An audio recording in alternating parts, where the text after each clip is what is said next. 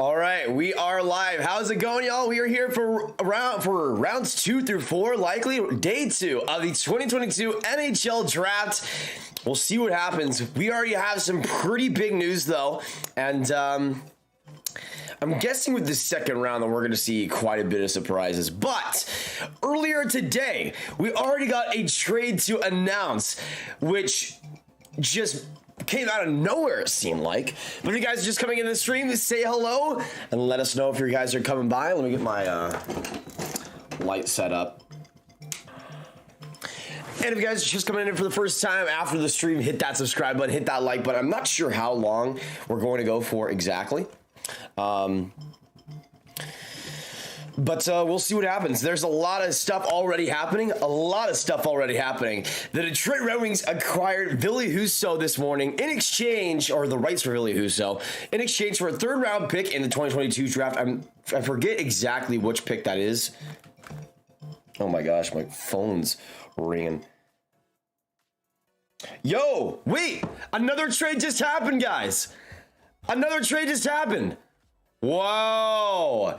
Vanecek going to the Devils. So a couple of goalie trades already on day 2. Yo, it's already happening. What is up, Wes? What is up, Pistol Pete, Captain MC, Jay Sleeve, Melissa, Habs fan for life. Oh my gosh, my light. Can you stop? Can you stop this abuse you're putting against me? There we go. So we already have two trades. So for New Jersey, they will end up getting Vanecek and pick number 46 in exchange for 37th and 70th overall. This seems like a really good trade for the Devils. I don't know about you guys. Let me know in the chat. What do you guys think about this trade? I think for Vanecek, I don't think he's more than just a okay starter. But at the same time, I thought it was just going to be Vanecek and the 37th and 70th overall pick. But no, the Devils get the 46th pick back. I like that. a lot. Rip Techno, Habs Fan 09, DeBoss, Ali, Wes, Pat Hockey, NHL Clips, Rafi. What's going on, everyone? Good to see you in the chat.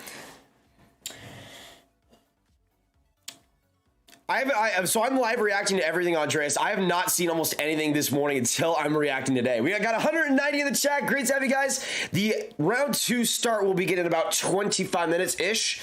But the Devils, again, acquiring a goaltender. Let me know in the chat down below. What do you guys think of this deal? Put a 1 if you think the Devils win, and a 2 in the chat if you think the Caps win. I think overall it's fine for the Caps, but I think for the Devils there is potential there. Now, the thing is, my thoughts on this in terms of Vanecek's fit are kind of interesting because I'm not the biggest fan of Vanecek. I don't think he's going to be this great starter, but he's kind of like he's a stopgap in a lot of ways. Like, he'll get the job done. But it feels like New Jersey, I guess, isn't going to go for a bigger goaltender. They're not going to go for a higher potential guy like a Kemper or a Campbell, which is fine, I guess. I guess you might be betting on Mackenzie Blackwood being better or maybe getting a different goalie in the next offseason, but I don't know. Vanecek isn't this high potential guy, but you know what you're getting with him. He's going to be just a solid goalie, nothing special, but rock solid at the same time. So, I'm going to say the Devils slightly win this trade, but again, I think it's mostly because they get the 46th pick back. I think that's really solid for them, and they still are able to keep a second-round pick. Now, as for all the other news today, because we saw so much, y'all, so much this morning, let me go back to everything. Trying to see if, okay, here we go. I think the Husso stuff was the first thing. Yeah, so the next trade involved the Blues and the Red Wings, where the Red Wings acquired Ville Husso's rights and the Blues got the 73rd overall selection in the draft. For me personally, I think this is a fine trade for both teams, with the Red Wings, of course, extending him. That affects things quite a bit.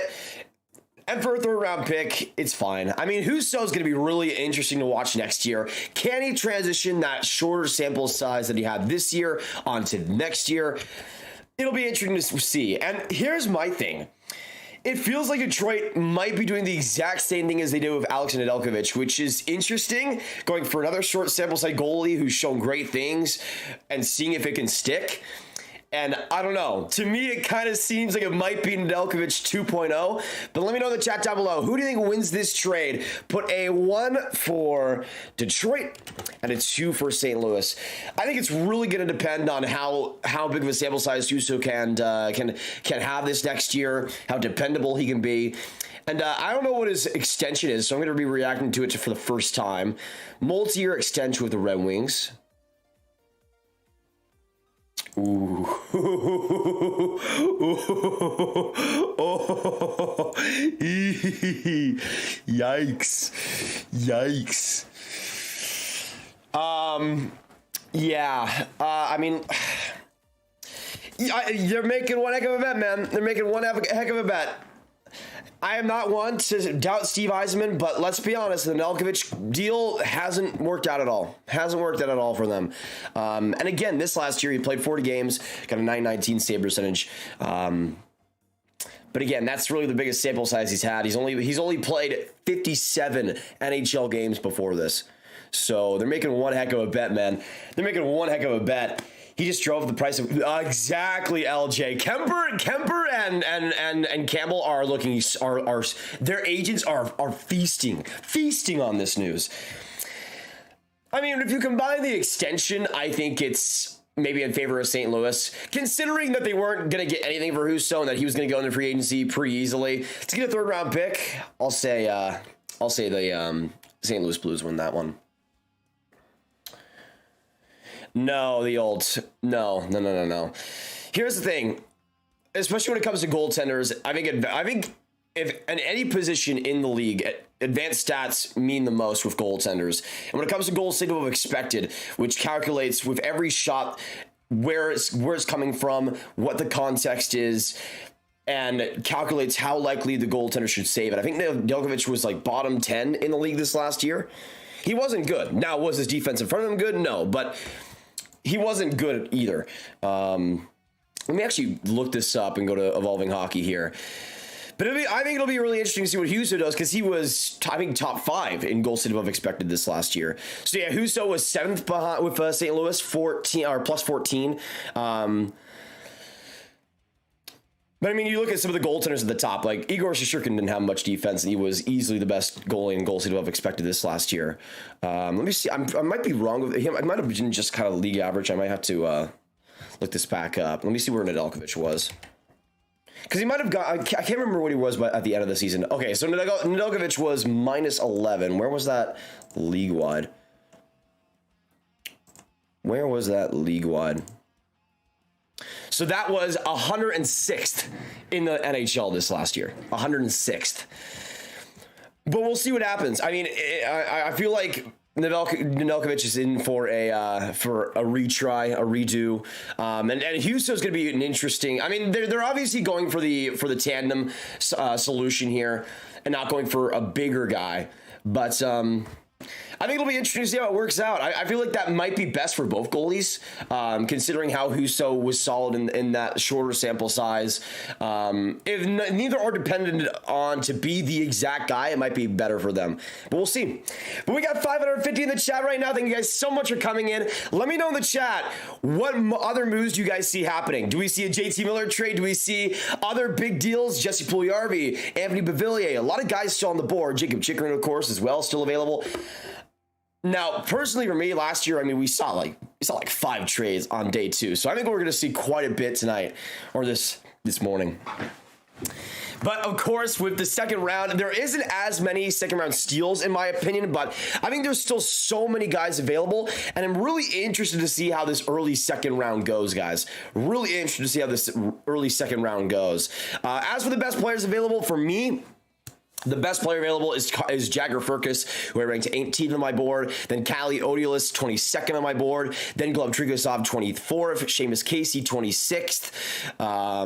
You also got Vladimir Gurdinin at 29. Ryan Chesley, who, again, you guys know I was super surprised about not being selected in the first. 30th on my board. You got Matthias Havelid, 32nd. A lot of defensemen, though, still available. So if your team is in need of a D-man early in this first, I mean, it's going to look really interesting. All right, let me also load up the load up the draft sim here because I think this could be really interesting. Now, I know the Coyotes got a bunch of picks in the early second round, but I feel like there's a good chance that the Habs end up taking Jack Hughes with their pick. I think that's pretty set in stone right now. So we'll see what happens. We'll see what happens. Bruins going to move Olmark. Swimmin is obviously the guy. I mean, it'll be interesting I don't know about that, Ryan, but it depends on what the market is. So from Frank Cervelli, Joe Sakic let all 32 GMs know he's ready and willing to move Darcy Kemper's rights for a late pick. Wouldn't be shocked if that materializes given the scarcity of the goalie market. Imagine Husso getting a third and Kemper only getting a late round pick. How does that even work? How does that even work? Interesting. I guess the Red Wings just want their guy. Watch for Vegas to trade a D-man. What time does the draft start? It starts in 20 minutes. Where do you want David Goyette to go? Ooh. Considering who's in the... I mean, I think the Red Wings would be a really good spot for him. But honestly, if you get Goyette around the 50 range, that's perfect, honestly. Oh, RFA. I forgot about that. That is true. I think Kemell was highest drafted JYP player ever. I think it was higher than Mata or Vatanen. Really interesting. Watch for Vegas or something with the Habs. I don't think we've heard much with the Habs yet, but I could see them being pretty active today.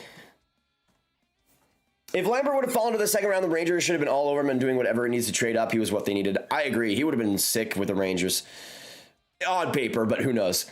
Kirill, what's going on? Watch the Rangers pick a goalie. Don't put that on me, man. Do not let... No. Stop. Let's not do this. Let's not do this, Kirill. I will die if that happens. It'll be just like Olaf Lindblom in like the 2019 draft, I believe. Something like that. Sharks have 3 goalies on their roster. You need to move one of them maybe today.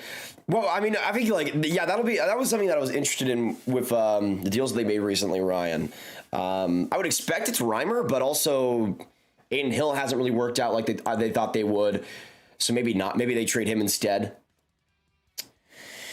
Tkachuk to the Sabres. Yeah, Matthew Tkachuk is also a big one. Let me know if Matthew Tkachuk does get traded somehow today. Where do you guys think he could be going?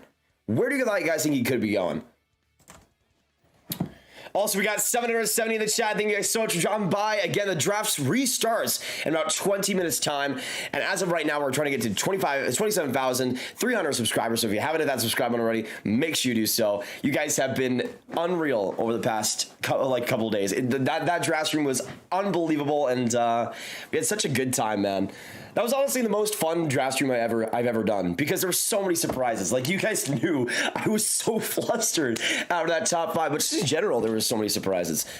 And that's the thing, like, especially when I do my mock drafts, I don't want to be right. Like, imagine how boring it would be if I was right every single pick. Like, that would just be so boring.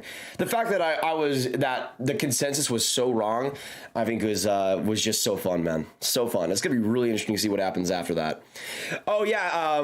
Andres with the donation. What do the Rangers do a backup position now? That is actually a pretty good question. Let me get you as the last donator, Andres. And thank you so much, Brandon, for subbing. Shout out to you.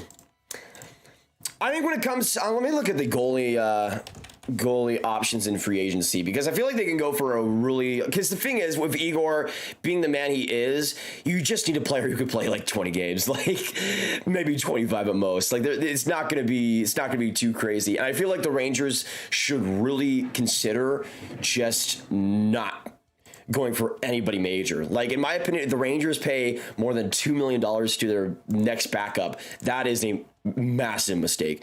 I mean, it'll be interesting because maybe they got maybe not Tyler Wall, since he hasn't played that much. Maybe they just play Adam Huska. Maybe they just have Adam Huska or Keith Kincaid as their backup. They might re-sign Kincaid. I think that's what they probably will end up doing. That's what I think they'll do. I think they're probably going to re-sign Kincaid to like an $800K contract or something. and have that work. But Wes was saying earlier, what do you think about the Tony DeAngelo stuff? Yeah, so I saw this tweet earlier from Pierre LeBrun. There's a decent chance RFAD Tony DeAngelo moves today or this weekend. Carolina very much interested listening on him. So he's an RFA. We don't know whether the Canes will re-sign him or not. Looks like it might not be the case. Soler, the good deal for the Leafs. The moving down trade, I mean, it'll depend on who they take at 38. There was apparently, I saw this from Mike Stevens. Apparently they said that whoever is available at 36 is 38 is somebody that they had in their top 15. We'll see if that's still the case. I mean, I feel like since Brad Lambert is gone, it might not be, but we'll see. We'll see.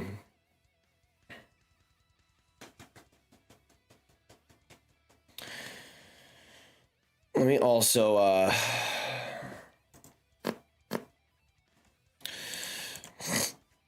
Kevin Weeks, did he tweet something out? Here we go. Keep an eye out on Canadiens veteran goalie Jake Allen, still drawing significant interest in the market. Oilers, Sabres are among those said clubs. Does the Capitals move of Vanacek open the door for Anaheim? Gibson to DC. Yo. Kevin Weeks suggesting potentially the Ducks and Caps with a Gibson trade. Let me know, yes or no. Do you guys see a Gibson to the Caps trade happening? Because I will say this. That's the type of big move I think the Caps need to make. Who really won the trade, Leafs or Blackhawks? It'll depend on who the Leafs select with that 38th pick. But it'll also depend on what they do with that cap. Like, we have yet to see what Toronto's really going to get out of that deal. But yeah, I feel like Jake Allen, I'm really hoping that Jake Allen is dealt. Really good team guy, but he's at the height of his value over these last couple of years. And I think for the Habs, it's definitely worth trading him right now. And continuing the tank for Connor Bedard. That's the thing. I'll say this, guys. Somebody asked what I think about Slafkovsky the day after. And like the thing, I'm more and more fine with it, because if the Habs are going to be this horrible team for the next 2 years, there's a pretty solid chance they get a top tier center coming out of those two drafts. Whether it be a Connor Bedard or a Dvorsky or somebody else, there's a lot of quality centermen over these next couple of drafts. So I have yet to see whether it'll pan out. We obviously still have a lot of time for Slafkovsky to develop. But if the Canadiens are horrible next year and they get Bedard, then I think it'll be the right pick. But we'll see. Somebody says check Dreger. Okay. By the way, we got 1,000 people in the chat. Thank you guys so much for dropping by. Hit that subscribe button if you're new. Keep joining us here and hit that like button. We got 33 likes to go until 100, so let's keep it going. Seen someone say Talbot was talking with the Leafs. I mean, that would be an interesting fit. All right, Darren Dreger. Peter, thank you so much for subbing. Oh yeah, rumblings of the Flyers. There was there was a tweet earlier from earlier yesterday from somebody saying that the Flyers were a link towards DeAngelo. That would not surprise me. Imagine the Flyers go after Tony DeAngelo. Oh man. I mean, I guess you want to keep the brand that Flyers players are just some crazy people. I mean, I guess Tony DeAngelo can fit alongside that. That'll be an interesting fit. Oh, a couple of teams who are in on Tony DeAngelo say they are out and believe player will go to Philadelphia. Sounds like the Flyers and Hurricanes working on it. Yo. Yo, can we get some absolute chat to Flyers fans? The Flyers, I don't know what the plan is, man. In a calendar year, they traded a first-round pick for Ristolainen, acquiring Tony DeAngelo, and took Gauthier over Jiricek. Like, they don't want defense. They just don't want defense. They don't want it. They don't want it. They hate it. If you're a defenseman who can play defense, they just hate you. And I don't really know why. Like, you think if you're Philadelphia and you're trying to get to the good old days, you want to have some bruising guys, some big physical defensemen, but I mean, we'll see. I'm really interested to see what that contract looks like. He is an RFA, so he's unsigned. Let me know in the chat what you guys think that D'Angelo deal could look like, because there's no way Philadelphia acquires him without a deal pretty much being in place.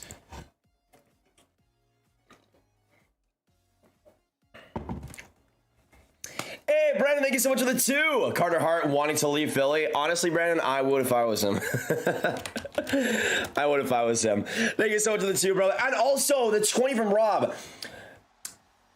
20 from Rob. Am I the only one who thinks yesterday's trade of Peter Mrazek to Chicago was a fantastic thing for the Leafs? This draft has been crazy fun so far. Keep up the great work, Rob. I mean, I think it'll really pay out if they're able to use that cap space well and able to turn that 38th pick into something solid. So, I mean, we'll see what happens. Though, if they're able to keep a guy like Campbell and maybe add somebody else on top of it because of it, then it's quite solid. It's quite solid. All right, let's see. Anything else? Somebody said, I think Wes is saying check Puckpedia. Oh, some Panthers news. 2-year deal for Lewis to Ryan and then a $1.5 million cap hit. Nice. Good for him. Good for him.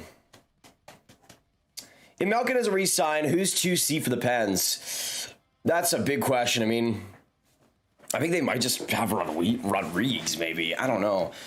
I don't know what their plan would be. They're in kind of a weird spot when it comes to that. Oh, yeah, Torch coaching D'Angelo. Well, I mean, he did survive decently under not Peter DeBoer. Under Brindamore, so whoa, DeBoer, Brindamore, whoa. But he did survive pretty well under Brindamore, which was a surprise to me. So maybe he can survive under Torts, but I think his defensive play is going to be under a microscope way more. Any Wheeler talk? Not specifically Andre, but we do know that he's on the block right now. All right, Brent, let me get you as the last one here real quick. Lots of stuff is happening, y'all, before the second round is starting. Lots of stuff is happening. We've already seen the Husso trade. We've already seen the Vanacek trade. And now we're seeing more deals potentially happen. D'Angelo could be done soon. Jake Allen is on the block. Maybe John Gibson to the Caps. I told you guys, day 2 trades can be pretty crazy. We're already seeing so much craziness tonight. So do not go anywhere. We're going to be giving you all the news as it happens. So stick here, subscribe, hit that like button if you haven't. Jacob Vlogs, what's going on? Trikazov would be a pretty great pick at 38. Pretty great pick at 38. So again, more confirmation from Pierre LeBrun. Hurricanes and Flyers are working on a Tony D'Angelo trade. It's close, I believe. So let me know in the chat down below. What do you guys see the trade being? Considering it's an RFA, I think it might be maybe it might be the Flyers' second round pick. Do they have a second round pick? They don't. Ooh. Maybe it's like a 3rd and a 4th, or maybe it's a player going back. I don't know. Maybe it might not be a pick package. Maybe the 3rd and 4th. So they don't have their second round pick, which sucks for the Flyers in general, considering how this year went. But there you go for another confirmation from Frank Saravelli. Sources say the Flyers have acquired Tony D'Angelo from the Canes. Big moves are happening, y'all. Big moves are happening. And Frank Saravelli has confirmed it. Locked it in. Fresh with a 10. What goalie will Toronto get now that you think Husso is gone? I think they're going to re-sign Jack Campbell. I have a feeling that they're going to re-sign Jack Campbell. Or go for Kemper. I think they're going to go for one of the bigger guys. Thank you so much, Fresh, for the 10. But yeah, I think Campbell is the most likely bet. We heard a lot more about Campbell potentially going back to the Leafs these last couple of days. So that's what I think is going to happen.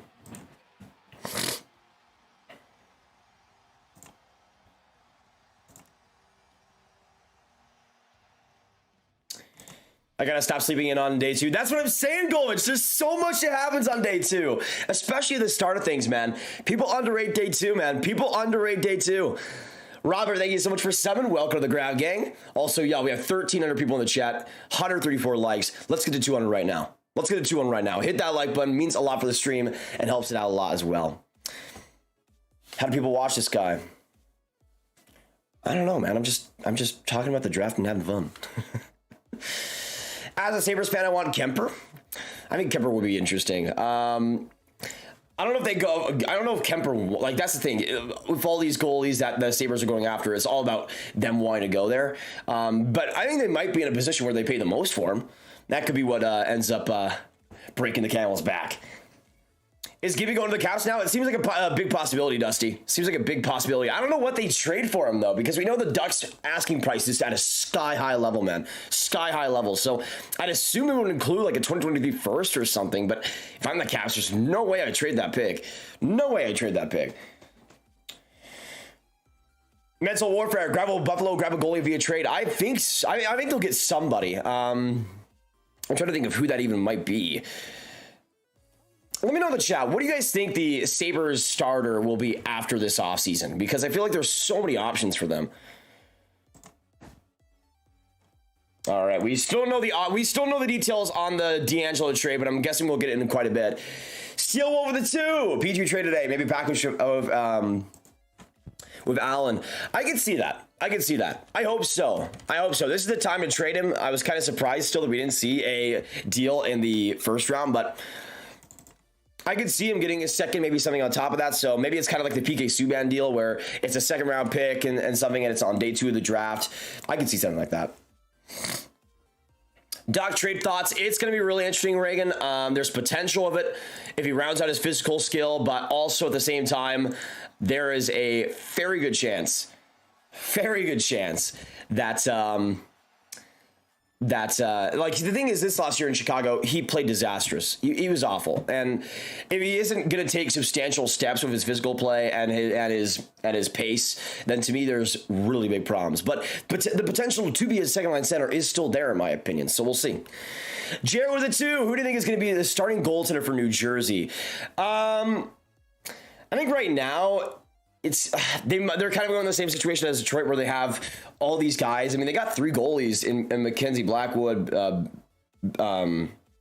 Bernier, and Vanacek. So I'm not sure if they trade one of those guys potentially.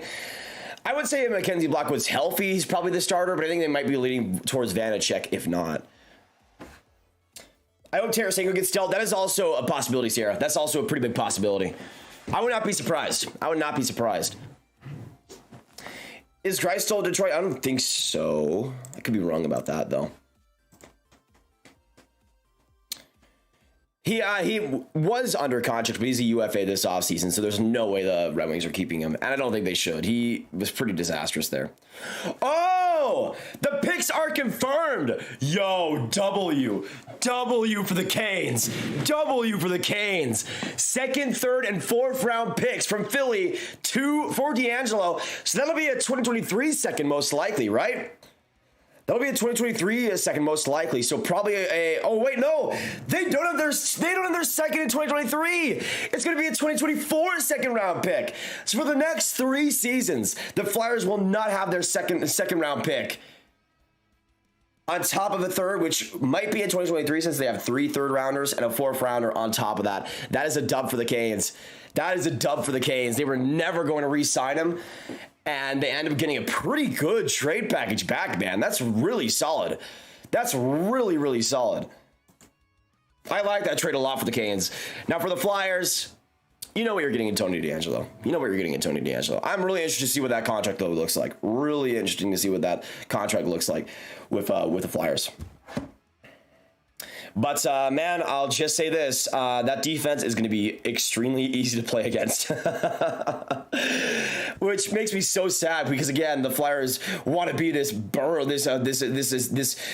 it seems like in some ways want to be this big team, but, you know, in a lot of the acquisitions they make, they don't play big like they might suggest. But, we'll see what happens here. D'Angelo's going to be great offensively. He's going to be a great power play player for them, so if that's what they're really wanting, then they'll get it in D'Angelo. The NHL should suspend the Flyers organization. They should suspend them for making any other deals, because they should not be trusted. I mean, that's a W, though, for the Canes, but let us know. Put a 1 for Carolina and a 2 in the chat for Philly. Who do you guys think wins that trade?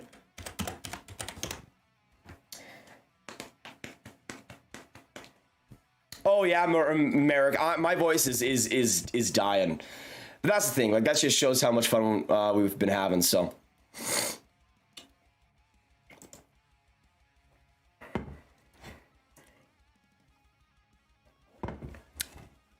Congrats to the Mets, rest of the Metro, though, for being able to score 15 goals a game versus the Flyers. Also, can we get some ass in the chat for Carter Hart? Seriously, like, what does this man have to do to get a good defenseman? Like, they traded Justin Braun, that's gone. Actually, let's look at the Philadelphia Flyers defense. Ivan Provorov, Ristolainen, Sanheim, Ronnie Attard, Tony DeAngelo, Cam York, Keith Yandel, Kevin Connaughton, Nick Seeler. And considering how Ivan Provorov has played these last couple of years, there's not as much defense as you think there either. The only person I think that can play defense sometimes on the defense is maybe Sanheim. Maybe. Who is going to play defense?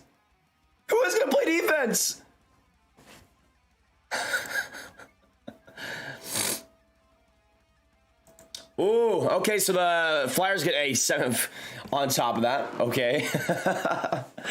All right. Luca, what's going on? Dude, I remember you from last, a few years in the channel, man, even an OG. Have you heard anything about Killorn? I refuse to look at an articles because I die if any more players leave me. I haven't actually heard that much on Killorn, which I'm surprised by. I'd be really sad, though, if they get rid of McDonough and don't get rid of Killorn. Oh, yeah, well, here's the thing. Preposterous. I love Ryan Ellis, but at the best, you have a player that's okay at defense. And he's not, we don't even know if he's going to play next year. I like Cam York, but Cam York ain't playing defense either. Trust me. He's an offensive D. He is an offensive D. So both in the future and in right now, there's nobody that can play defense. Ellis will be fine, but he's not going to be. That's not his bread and butter. So there you go. A 2-year extension for DeAngelo in Philadelphia. So not really too long term, which I think is a good decision by them. I really want to see that AAV. Badly. It's so hard being a Flyers fan. John, I feel ya. I really want to see this AAV. If it's anything more than 4, I'm going to be really, I'm going to be laughing. Would the Stars be a good option with Burns? I hope they never even touch that contract. No, please, dear goodness gracious. Please no. But how are you guys doing? We got 1,700 in the chat, and we just hit 200 likes. Appreciate that quite a bit, y'all. Let's see. And of course, if you guys can add me on Twitter when you see any other rumors and news coming about. And of course, if you want to follow me at Nathan Gravity, very, very much appreciated. Merrick, thank you so much for subbing. Shout out to you. Tkachuk will end up in New Jersey. Where'd you guys see the 5 million AAV? Chili with a 2? Bro, Chili. Mika Zibanejad is going to have such... every single game versus Philly is going to be a bloodbath with Mika Zibanejad there. Oh my goodness. He's going to score 8 goals per game against them. It's going to be carnage. It's not going to be fun. It's not going to be fun. Thank you, Chili, though, for the 2.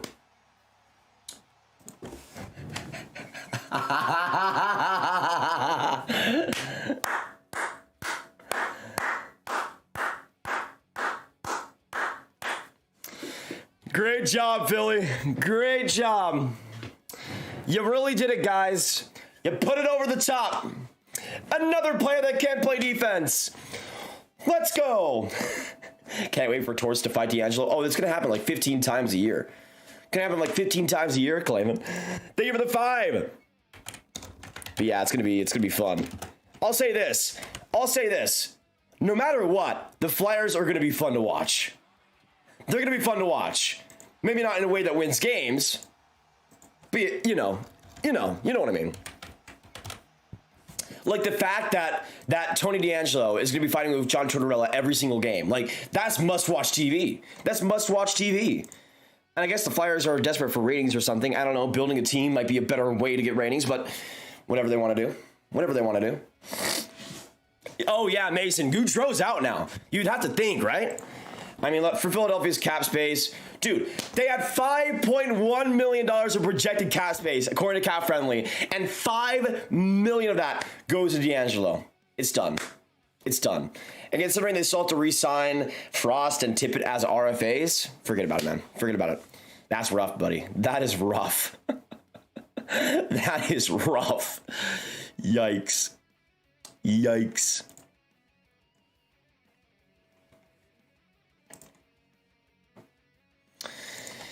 I'm just sad for all the Flyers fans in this chat. I love you guys, and you guys deserve better. You guys deserve better. Like, as a Stars fan, I can get the sadness of having this just mediocre slob of a team. We'll see if they're 6th or 7th in the Metro next year. It'll be a real race for those spots. I didn't see the Vanishing News. I like it for us, both teams. Andreas with the 20. Look at the @ I got you.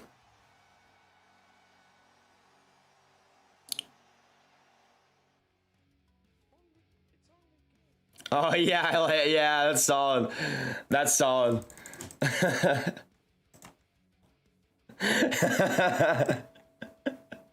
Yo, can we get some W's in the chat for this Photoshop? For this Photoshop? Yo. Scarface, I feel like crying as a Flyers fan right now. I got you, man. I got you. It'll be okay. We got each other. We got each other.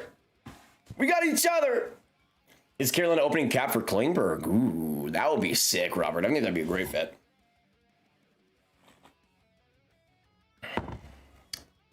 Are you confident that Klingberg will remain a star? No, PA. And I think they should let him go. Have some other team get a couple more good years out of him. But I don't think he's nearly worth a long-term contract, which is what the Stars probably would have given him. Like, there was reports that they were going to give him like an 8-year, like $7 million deal. No. That would have been horrible past like year 3. At the most, in my opinion. He was already declining pretty hard. So we'll see. I'd rather not have that contract than signing him. It sucks, but it is the way it is. Are they even mediocre at this point? I think they're just bad. I want to give them some credit, Sabal. I want to give them some credit, but also, yeah. Yeah. And they don't have a second-round pick for the next 2 years. So, great rebuild going on there. Rasmussen to the Habs. Where are you guys seeing that?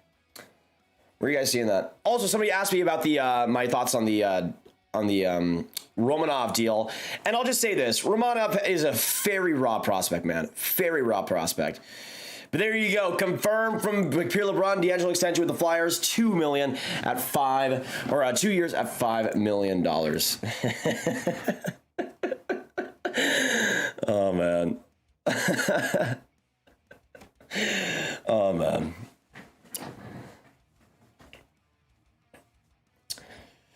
All right. Actually, I need to load up the draft real quick. What am I doing? I completely forgot to load up the second round. We got so much going on already, y'all. So much going on already. Let me see.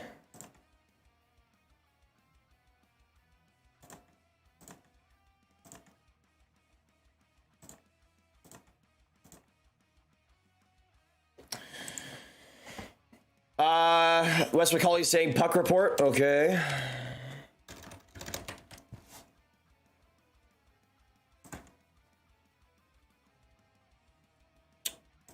Elliot Freeman of NHL Network says the NHL Bruins will be very aggressive in trying to re-sign David Pastrnak. Interesting. So there you go. More progress on the David Pastrnak front for all the Bruins fans in here. Provorov, Ellis, Sanheim, D'Angelo, York, Risto. Have fun, Gold. That's going to be one heck of a defense to watch. One heck of a defense to watch. It'll be fun, man. I mean, it won't be boring. It won't be boring. Husso solid, but 4.75 million AAV. The Blues made the right decision. I agree. We'll see what happens in a bigger sample size, but there's a chance that it doesn't work out. I think for the Blues, it was the right decision to make, though. All right, let me see real quick.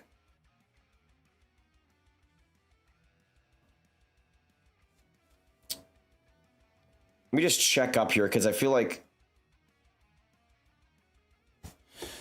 Let me see if I can find this real quick. Okay. What moves do you think the Rangers can make today? I think we could see JT Miller still. I mean, he's on the board. I think the Rangers might be able to make a deal happen there. We might see them go for a smaller end forward. We'll see. There's a lot of potential either way for me. What do you guys think the Rangers could do today? Because I think there's a lot that could end up happening.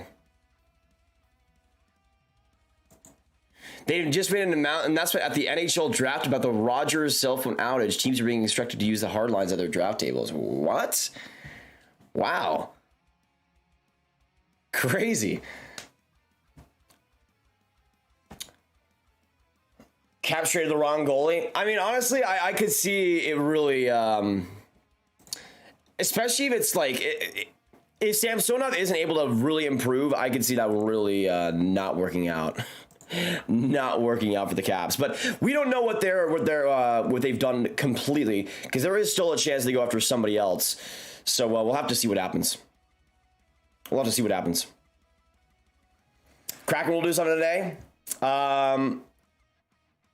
If Malkin doesn't re-sign, then where do you think he's going? I still think Carolina is a really good fit for what they need if they're going to get rid of Trocheck. They need a solidified second line center. Corey, welcome to the stream. For everybody that I guess that's from Canada and having their having the outage. Great to have you guys still in here. Welcome. We'll be giving you all the updates as we go, so do not go anywhere. And we'll see what happens. Subscribe if you guys are new. We're going to be giving you all the updates throughout the... I'll be here for probably at least the second and third rounds, if not more. So we'll see how long we can go. We'll see how long we can go.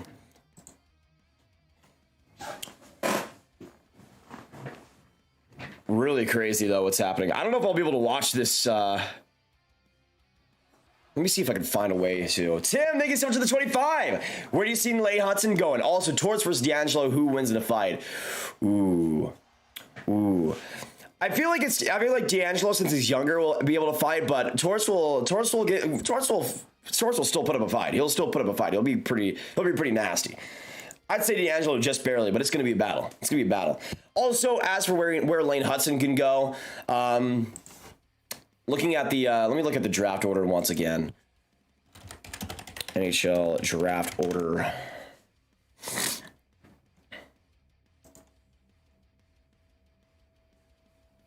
So looking at the, actually, let me give this to you guys so you guys can see the draft order as well. So these are the second round picks, again, updated from all the trades we've seen over the past little bit. Out of all these teams, where do you guys see Lane Hudson going? Because I feel like he might be around the 50 range instead. Like, to me, I think he'll be low. I think he'll be around that mid 50 range of the second round. To me, I look at all these teams, and I have a feeling that Anaheim's pick at 53 is where we see it happen. That's my hunch. I feel like at 53, that's where he's going to end up going. I can also see the Red Wings or some team that's okay with drafting smaller defensemen being on top of him, but he is a guy that can end up slipping because of his size. But we'll see. By the way, I'm not sure if I'm going to be able to watch this, watch the actual draft, because I'm trying to watch through the SN feed. So it's not working for me, and I'm watching on online. So I guess I'm kind of screwed right now. Maybe you guys can update on what picks are being made, because I'm not able to watch this live right now. I know it's on NHL Network. I don't have that with me right now, though. Wait, did the Habs pick Owen Beck? No way. No way. Really? They didn't pick Jack Hughes? Why not? Why not? That is a confusing one to me. I will say though, I still think Owen Beck is a solid pick around this range. But that's okay. This is weird. Oh, it might be on ESPN Plus. Let me check that. Just in case. That is an interesting pick. So as for me and my rankings, and again, everybody, we're going to be here throughout the second and third rounds at least. Great to have you guys come in. As for my rankings with Owen Beck, I had him ranked 37th on my board, and the Habs get him at 33. I will say this. I am not in love with that pick. But I do think with Owen Beck, there's a very solid third line center in the making here. Super smart, super concise with his decision making and his poise. And he's a guy that plays the ice well, is in great positions in offense and defense. And he's a guy that, even though I don't see much of a ceiling, I don't see much of an offensive ceiling there, I do see him being a great third line centerman and being a very solid part of a winning team. So for me at number 33, I think that's a pretty solid pick for the Canadiens. Not what I would have gone for, because there's still some really good options, but still.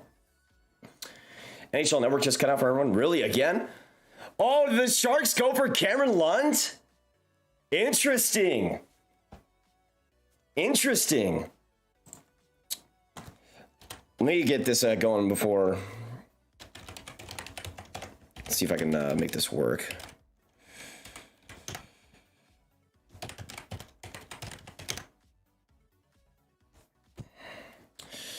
Okay, yeah, I can't watch the draft on ESPN Plus. Let me see if I need to log into my other account, though. Give me a second. So, apparently Cameron Lund goes to the Sharks at number 34. That's also another interesting one. I had Cameron Lund in my top 50. I had him 44th. But again, just like the by-step pick, I think there's a little bit of a low upside there. I feel like, I don't know. That's an interesting one for me. Like, considering what the Sharks could have gone for. You had great players on the board still, like Jagger Firkus. Like, the fact that Jagger Firkus is absolutely going to Seattle here for sure. Like, that to me, that's locked in right now. That has to happen. All right. All right, now I should be able to watch the draft. Give me a second, guys. I want to be able to get it as live as I possibly can. Why is it not? Okay, here we go. Man. ESPN Plus just is awful right now. It's just absolutely awful. Absolutely awful. All right. SN Now feed is working? Okay, let me see. Because that would be easier for me.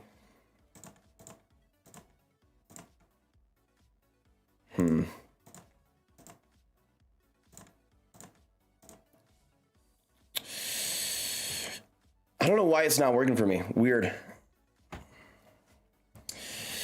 All right, let me look back up in the chat. So, who did Seattle end up taking at 35? Firkus to Seattle. There you go. Firkus, just a beautiful pick there. Jagger Firkus is a beautiful pick by the Kraken. Love that for them, man. Love that for them. So the Coyotes end up going for Duda. Really?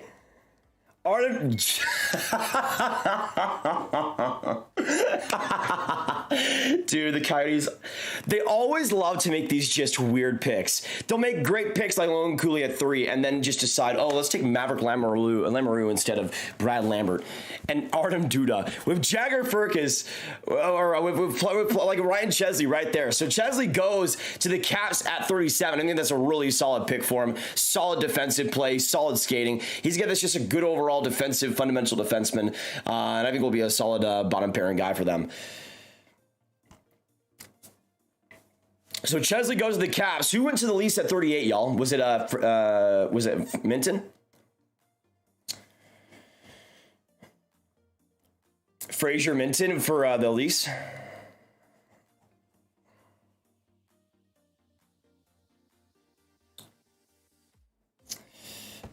Who takes Gleb? I feel like Gleb's gonna go. That's a tough one, actually. I think Gleb could maybe go in the. I think he's gonna go in the third round. I think he might drop a little bit.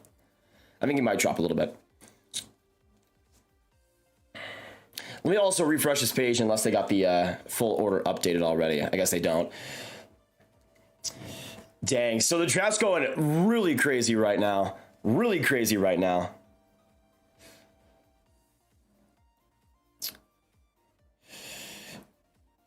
So Dylan James goes 40th to the Red Wings. We also have Ludwinski to Chicago. There's a lot of low upside guys being taken in this early second.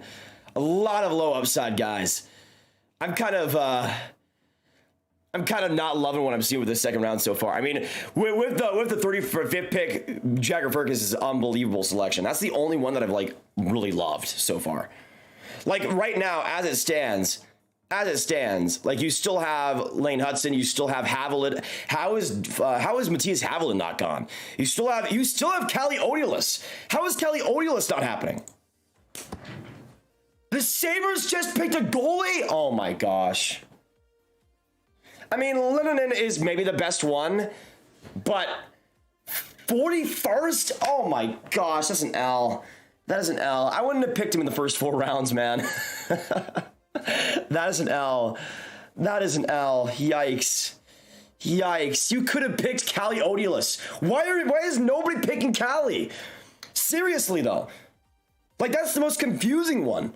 How has nobody picked him? Noah Warren to Anaheim. That's not too surprising. That's a solid pick right there. I'm surprised that Isaiah George hasn't been picked either, though. Isaiah George, I think, should have easily been picked as well.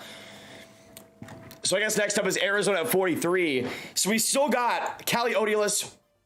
We still got Gleb Trigasav. We still got Seamus Casey on the board. Still got Grudinin. Still got Havilland. Lane Hudson. Still so many quality D. Still so many quality D. Adam Sikora. Great options still available. Devin Kaplan. Christian Kyrou. Julian Lutz. I'm surprised has not been picked yet. Quinn, thank you so much for subbing. Shout out to you guys. And of course, everybody that's subscribing, I appreciate it a lot. If you guys like draft content, ranking content, this is the place to be. And we'd love to have you hit that subscribe button if you're enjoying the content so far. Must be something Nuke and Cali stock. I guess so, Jay. I'm confused about that, though, because he's such a refined defensive defenseman. Lutz to Arizona. That's a solid pick. Solid pick at 43. I like that. I like that. Okay, let me go to FC. Let me see if I can try and get the actual order on the screen for you guys, because ESPN is not updating this, because of course not. Of course not. They haven't even updated it right now. So let me see if I can give you guys the actual order on screen here, so we can keep going live with this. Sorry about that. I didn't expect that they'd go so fast with the second round picks. I don't think it was as fast last year.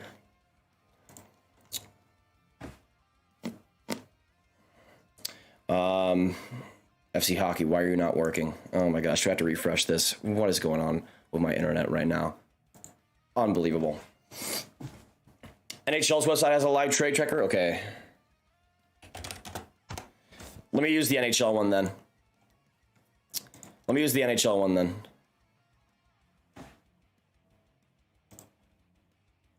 How up to date is it though? Oh, it is pretty up to date. Okay, here we go. I'll have to make this a little bit smaller. All right, so now we got the actual list. Thank you guys for your patience. I botched the start of the stream, but we're going to be much better for the next little bit. So the second round so far has been Beck, Lund, Furcus, Duda, Chesley, Minton, Ludwinski, James, Lehtonen, Warren, Lutz, Del Belbaluz, and Matthias Havilland. That is a sick pick by the Sharks. At 45. Still, though, again, Odiolus is still available. What a pick, though, by the Sharks with Havilland. But so far, the best picks, in my opinion, have been Furcus at 35. I think the Chesley pick at 37 is really solid. Lutz at 43 is good. Havilland is solid at 45. Look at Del Belbaluz for the Blue Jackets fans in here. I'm not too high on. I think his projectability is a little bit in question, but he has really raw potential, and he's a guy that I could see making a deal. By the way, David Pagnotta, Fitzgerald, and Armstrong from St. Louis having a convo on the floor right now. So Fitzgerald, New Jersey, and Armstrong of the Blues having a convo on the draft floor. Potentially, maybe a trade. We'll see. Yo, the Devils got Casey. Oh my goodness, dude. The other team is never going to have the puck. That is a dub. That is 2 straight dubs. 2 straight dubs. Wow. What a pick. Love that for the Devils, man. Great puck carrier. Fantastic in shooting the puck and on transition. A solid offensive thinker. And although he will need to add some physicality and will need to add some more consistency with his playmaking, he's a guy that really pushes play exceedingly well and has a lot of great tools. I love that at 46, man. That is a steal for the Devils. Also, people were asking who the Canadiens picked 33rd, and it was Owen Beck. which I think is an okay one. But it seems like for the Habs draft, they've gone so far into the just high floor guys, which is really disappointing for me, man. Like, you could have gone for Jagger Fergus, who had way more potential than Beck, in my opinion. The Wild go for Hunter Heights. It's okay. He's kind of like Luca Del Belluz for me, where I'm struggling to see where he fits into an NHL lineup with his projectability. To me, there's some skill there. There's some good straight line speed, but a lot of work will need to be done until he's this NHL player that you can depend upon. But there is skill there. I just have some concerns over if the pro level will eat him up or not. I think it will. But number 47, I think that's a risk that you're willing that could be solid. We'll see, though. But in my opinion, back-to-back doves by the Sharks and the Devils with two defensemen that should have been taken. At this point, Kelly Odulis might be the Dylan Duke. Kelly Odulis might be the Dylan Duke of this draft for me, guys. 22nd on my board, still has not gone picked, which surprises me so much. Ooh, Golden Knights go for Matthias Sapulev. Interesting. Not would have been my pick, but I that's an interesting pick. I mean, there's potential there. Quite a raw player, but in that range, I don't hate it. I don't hate it. Who did Montreal get, buddy? Gary. They picked Owen Beck, 33rd overall. Really high flow, but lower ceiling, but really good projectable talents in his decision making and his positioning. Going to be a solid third line center in my opinion at the NHL level. Not a bad pick, but I do think there was some others that were higher up. Let me know in the chat, out of all these teams, where do you see Odulis going? Man, if the Stars get Odulis at 50, they could get Dylan Sikora, they could get Gleb Trikasov. Like, there's still so many options. Lane Hudson's still on the board. Gradinan's still on the board. So many options. Come on, Dallas. We got Seattle and Dallas, two smart teams in this draft so far. Seattle picks Yanni Nyman. That's okay. That's okay. Solid with the physical side of things, but I do also think that he's a little more of a finesse player at times. Really inconsistent guy for him. Some games I come away loving him. Some games I think he's just not really as much of an impact player as he should be. But I think there is potential there for the Kraken at 49. I wouldn't have picked him in the top 50, but around that late second round range, I can see. So, Dallas, man. Dallas, come on. So many guys. Odulis is right there. That would be perfect. Absolutely perfect. You had Bichelle and Odulis, and those are two perfect defensemen to add. Gleb Trikasov, I'll obviously take. Adam Sikora, I think, is a pretty likely pick here. I love him at this spot. Love him at this spot. All right, I'll refresh, see what they did. Whoa! Okay. Christian Kyrou. Okay. I will take that. Leonard, your channel is very bad. Thank you for the $2. Thank you for the $2, brother. Man. I like that pick for the Stars. Christian Kyrou, man, he has rock solid potential. One of the better just pure offensive defensemen in the OHL this last year, in my opinion. Transitioned beautifully. This is a guy that, although I think there is some rawness to his defense, he does get into plays quite well, and he does try to use his physicality as much as he possibly can. There is some difference. There is some problems obviously with Kyrou, but I think the manipulation that he has across the ice, the way he's able to deceive players, is just so fun to watch. I like that pick at number 50, man. I like that pick for number 50. Wouldn't have been the best player available, but I ranked Christian Kyrou on my board 39th overall. So to get him at 50, I'm happy with that. Wow, the LA Kings. I already saw the tweet. LA Kings select Jack Hughes. That's a good pick. That is a good pick. Solid, man. So in terms of the Jack Hughes placement, I had him 36th overall. That is a good pick though at 51. Get some W's in the chat for the Kings. That's a solid one right there. Jack Hughes, I really liked. A lot of fundamentals are just such that sometimes are a little bit harder for other prospects to handle. The fundamentals of Jack Hughes are there in spades. He's a guy that positionally is such a refined player, and along the boards is such a good battler, such a good fundamental player, and a great complementary guy. Can be in all situations, can win faceoffs, can get in deep, can make the passes that he needs to and be able to outbody other players as well. At number 51, I like that pick. There's not a ton of upside, but alongside the same lines as Owen Beck, this is going to be a guy that's going to be a great third-line center one day.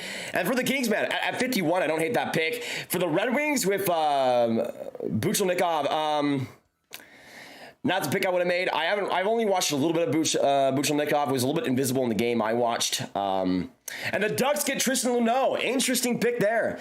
EJ, thank you so much for the 139. Appreciate him. But I also haven't watched much of Dimitri. So I don't have much of an opinion on him. But if Steve Eisman's picking him, then there's obviously something that I've missed. So we'll see.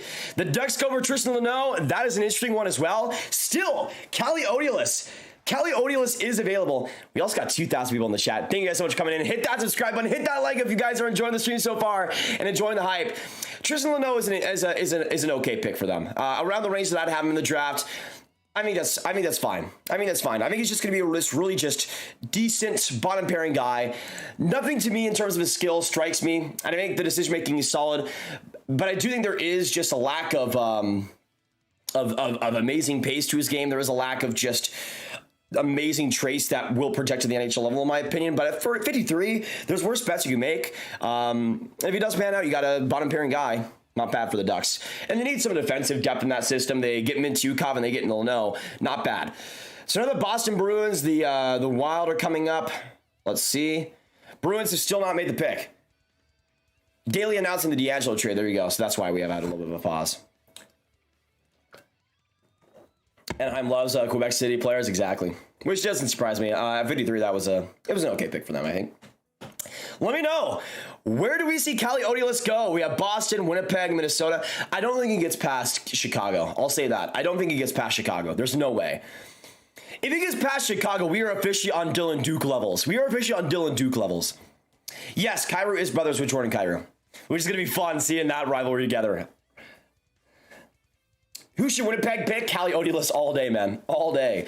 But also, I think Gleb Trigazov would really fit their system quite well. I would love Lane Hudson on the Jets, and they're just going to go full send offense. Might as well, man. Might as well. I would really like Vladimir Grudinin as well on the Jets. A lot of good defensive options.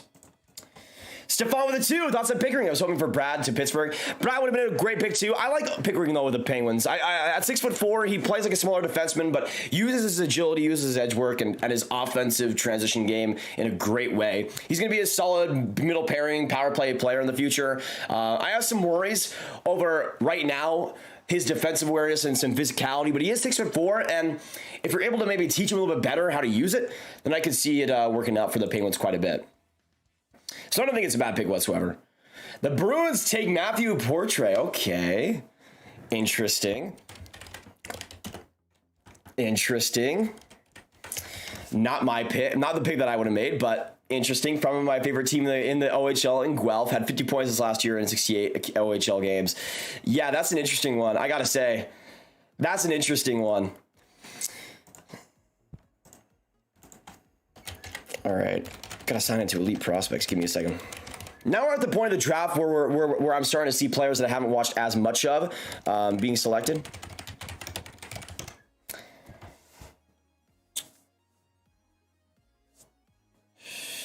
Let me see. Why is it not logging me in? There we go. All right. Oh, wow. The Jets go for Salia Monson. That's a big dub, man. That is a big dub. So when it comes to Portre, I think he's been a solid defensive player from what I've seen.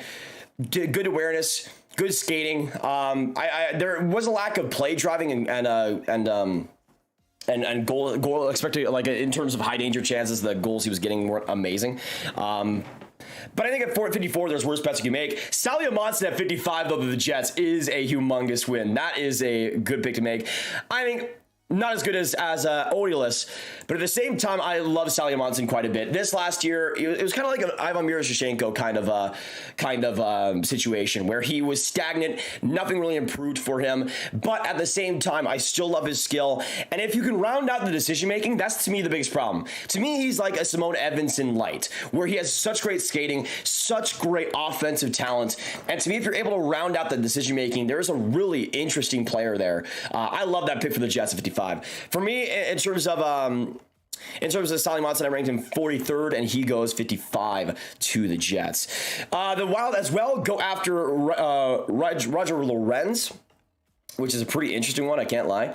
Playing the AHL this year, I was really interested to see where he might go because he was ranked like 52nd by Bob McKenzie, so he goes pretty similar to those lines. But he's a guy that I think could be really interesting as a really good potential power play player in the future. Like, to me, I think that's where he could end up if he's able to round out that skating. But we'll see what happens. He's going to be. I'm really interested to see what he does in the next level. Since I'm pretty sure. Yeah, he's going to Denver University. So that's a pretty good spot for him. We'll see how it works out. All right, next up, we got... Whoa. Seattle, what? I didn't think that Kaapo Kakko's distant cousin would be taken this high. Really? The second round for Nicholas Kakko? The second round? Okay, Ryan Green is solid. Really high floor, but good, just good awareness of the ice. He's a player that has solid skating to him as well. Just not many holes to his game, but not really many strengths in my opinion. But I could see him being a solid 4 for third line player for the Blackhawks in the future, and potentially a center as well. Dude, that is weird. Nicholas Kakko. That is straight up a weird pick. I don't know what Seattle is doing with that. I can't lie. How is Calle Odilus seriously going to be available in the third round? That is unbelievable to me. Unbelievable to me. By the way, Kakko was ranked 9th in terms of EU goalies by NHL Central Scouting. And I think he's, the second goaltender taken in the entire draft? Interesting. So let's see what the Flames go after. I gotta say, I haven't really been a big fan of the second. A lot of guys being drafted with just these really high floors, and not a lot of the high upside guys have been taken. When they have been taken, like Seamus Casey, 46, Haviland, 45. I've loved it. Jagger Fergus, 35 to Seattle, I think is an amazing pick. The Flames go for Tapi Rani. That's a solid pick. I like how he uses his size. There's some question marks in terms of projectability, but I do like some of the traits he has. Could be a center. Could be just a forward in general. I think that's an okay pick. At this stage of the draft. The first goalie of the draft was the Sabres with Tobias Linen, who I think was the best goalie available, but also I would have not, here's the thing, I would not have drafted a goalie in the first 4 rounds. Not at all. By the way, from David Pagnota, plenty of Jake Allen chatter with Oilers. Definitely interested, but so far I'm told it would take a hefty price to get him from the Habs. Entirely possible, but we'll see. So apparently the Oilers are in on Jake Allen and in hard on him. Just joined the stream with us in the Remedy second round picks. So yeah, Jameson, let me get back to it. Dylan James at 40, I think is okay. Really high potential, but he's a guy that I think as well needs to round out his overall game a lot more. But I do like the speed. I do like some of the traits there. I think it could work out. I think it could work out, but it's one of those boom or bust second round picks for me. And then you got another one that's kind of along the same lines, in Miroschnichenko. I haven't watched too much of him, so I don't have that great of an opinion on him. But I think he's another guy that, from what I watched, has had good talent but hadn't unlocked it yet. We'll see what happens. I think in the Red Wing system, it could go quite well. Yo! 2 back-to-back dubs. The Carolina Hurricanes get Gleb. That is unreal. What a pick by the Canes. What a pick by the Canes. Let's get some W's.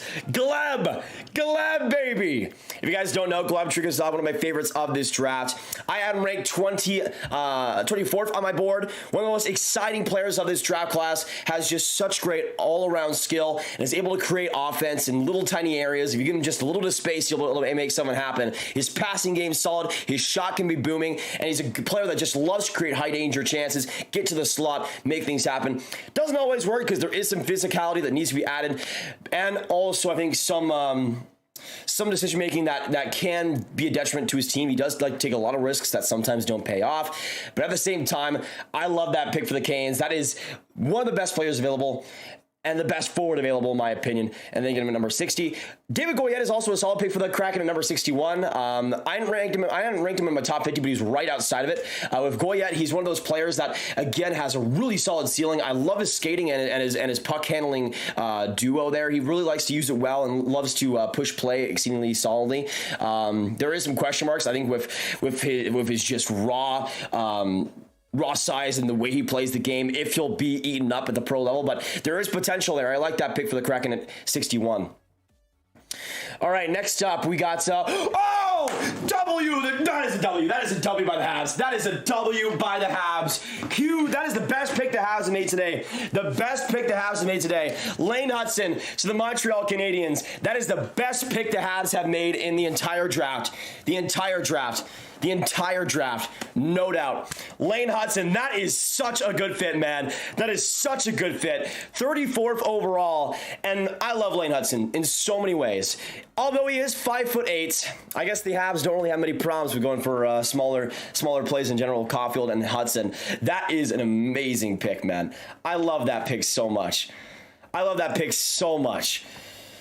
Such a great pace to his game, raw vision of the ice on offense. This is a guy that can create, he can set up, he can do so many things in offensive ways, and transitionally, he's a really solid D-man. Even though there is some work that needs to be done physically, he is still pretty good at shielding pucks, being able to pass it along with teammates, and being able to work within a system.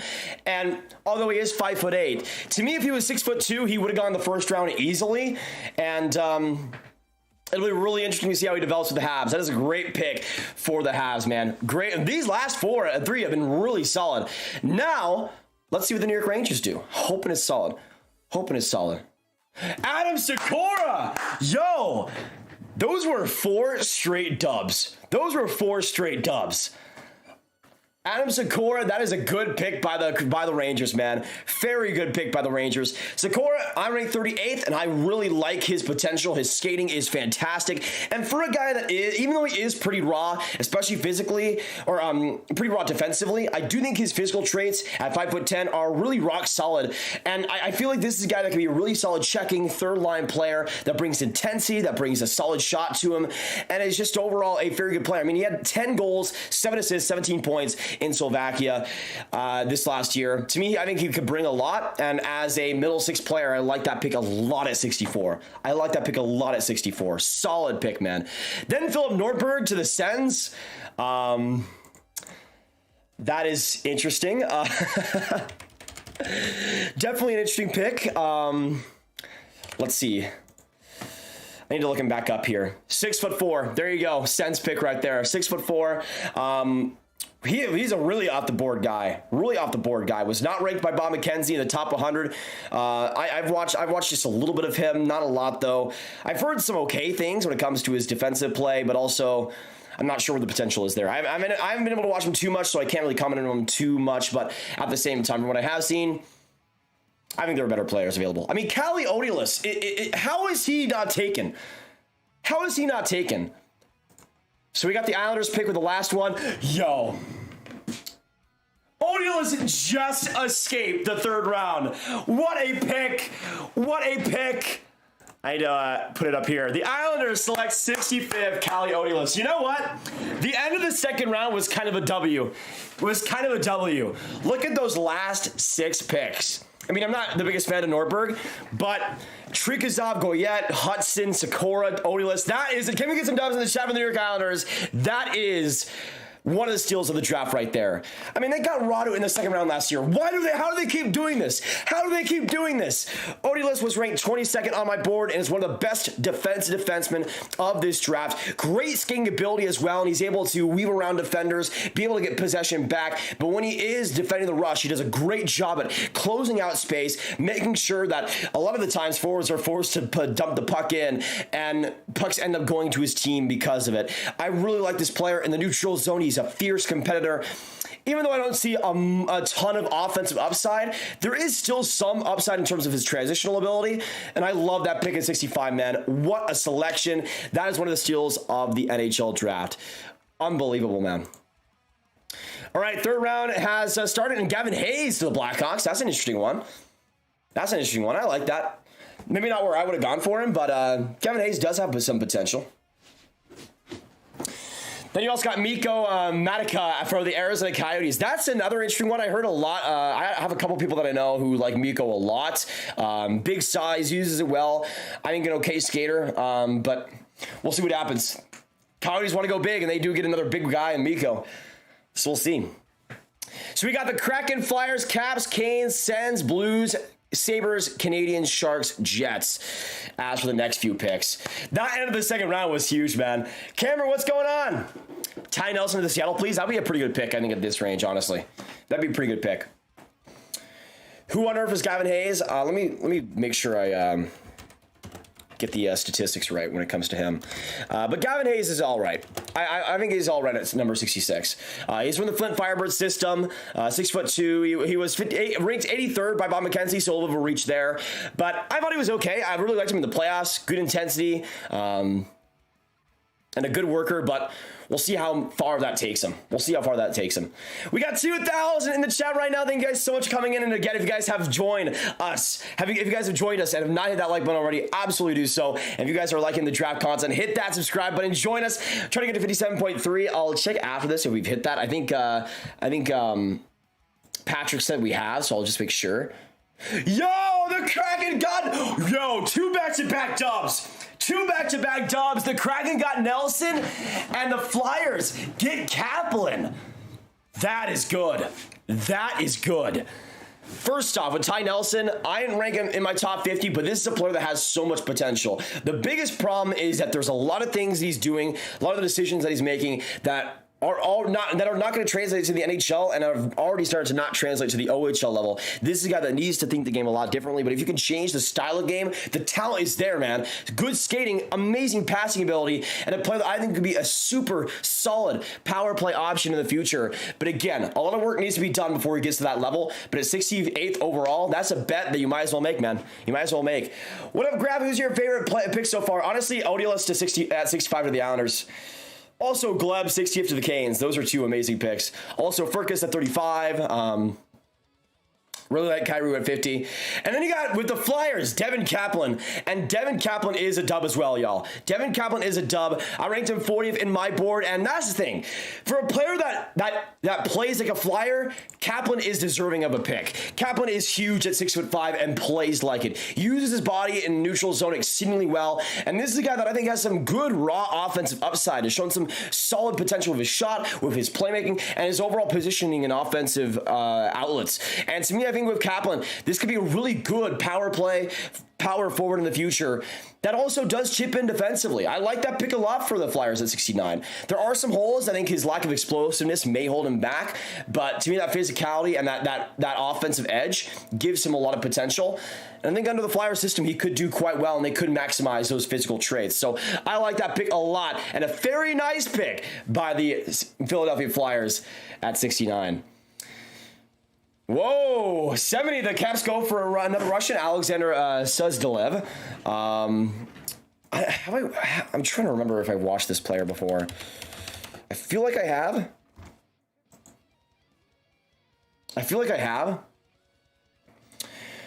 Oh yeah, that's right. He was born in Russia, but has played for both the Russian and Swedish national teams, but has most recently played for the Swedish national team. So he's been playing in the junior 20 this last year. From what I saw, I mean, he played like 5 Allsvenskan games, if I believe. really just fluid skill and can make plays at any time. We'll see what the projectability is, and if he's able to use his physicality a little bit more than his size, I think that could be a really interesting pick. Number 71 for the Canes is Alexander Perevalov. I like that pick as well. I like that pick as well a lot for the Canes. Silky, smooth skill. He's a guy that loves to create plays along the ice. Alexander Perevalov. Let me just make sure. Yeah, Perevalov, I'm pretty sure was in the MHL for most of this year. Yeah, 50 points in 42 MHL games. I like him. He'll take a lot of time, though. And he's one of those guys that I think the Canes can afford to wait on. But he was ranked 39th overall by Bob McKenzie, and they get him at 71. I didn't have him in my top 50, but I think getting him in this third round is a pretty solid pick. Pretty solid pick. Who's the highest player on your board remaining? That is a good question, Aiden, because a lot of my guys have just recently been taken. Number one, best available is Vladimir Grudinin, who I ranked 29. One of the best skaters of this draft, one of the best mobile players of this draft, but also lacks physical tools, and I think that could be a reason why he ends up dropping. Senators get Oscar Peterson, and the Blues get Alexandre Kaskimaki, 73rd overall. I'm a little more akin to the Pedersen pick. I think that could turn out pretty all right. Haven't watched much of Kaskimaki here, though. This is the part of the draft, though, where I'm starting to get prospects that I haven't watched much of, and Kaskimaki is one of those guys. P.O., thank you for the 279. What do you think about Habs moves? I missed all. Overall, I think they've done okay. The late Hudson pick at the late second was amazing. I thought the Owen Beck pick in the early second round was solid. Overall, solid choices. I'm still surprised that the Habs did not choose Jack Hughes with that first pick in the second. Still genuinely shocked. Ooh, the Sabres get Victor Nuchev. That's a solid one. I've liked Nuchev a lot more throughout the year. That's a guy that I think brings some pretty good overall traits into skill, into physicality. I like that, though.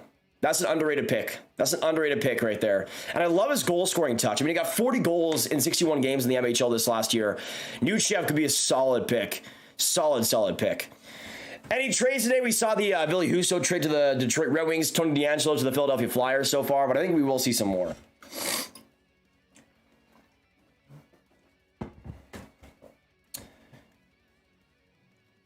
Yeah, I think I haven't seen much of Kaskimaki, so I can't make much of an opinion, Moritz, but it could be interesting. Oh. Interesting. So the Habs go for, okay.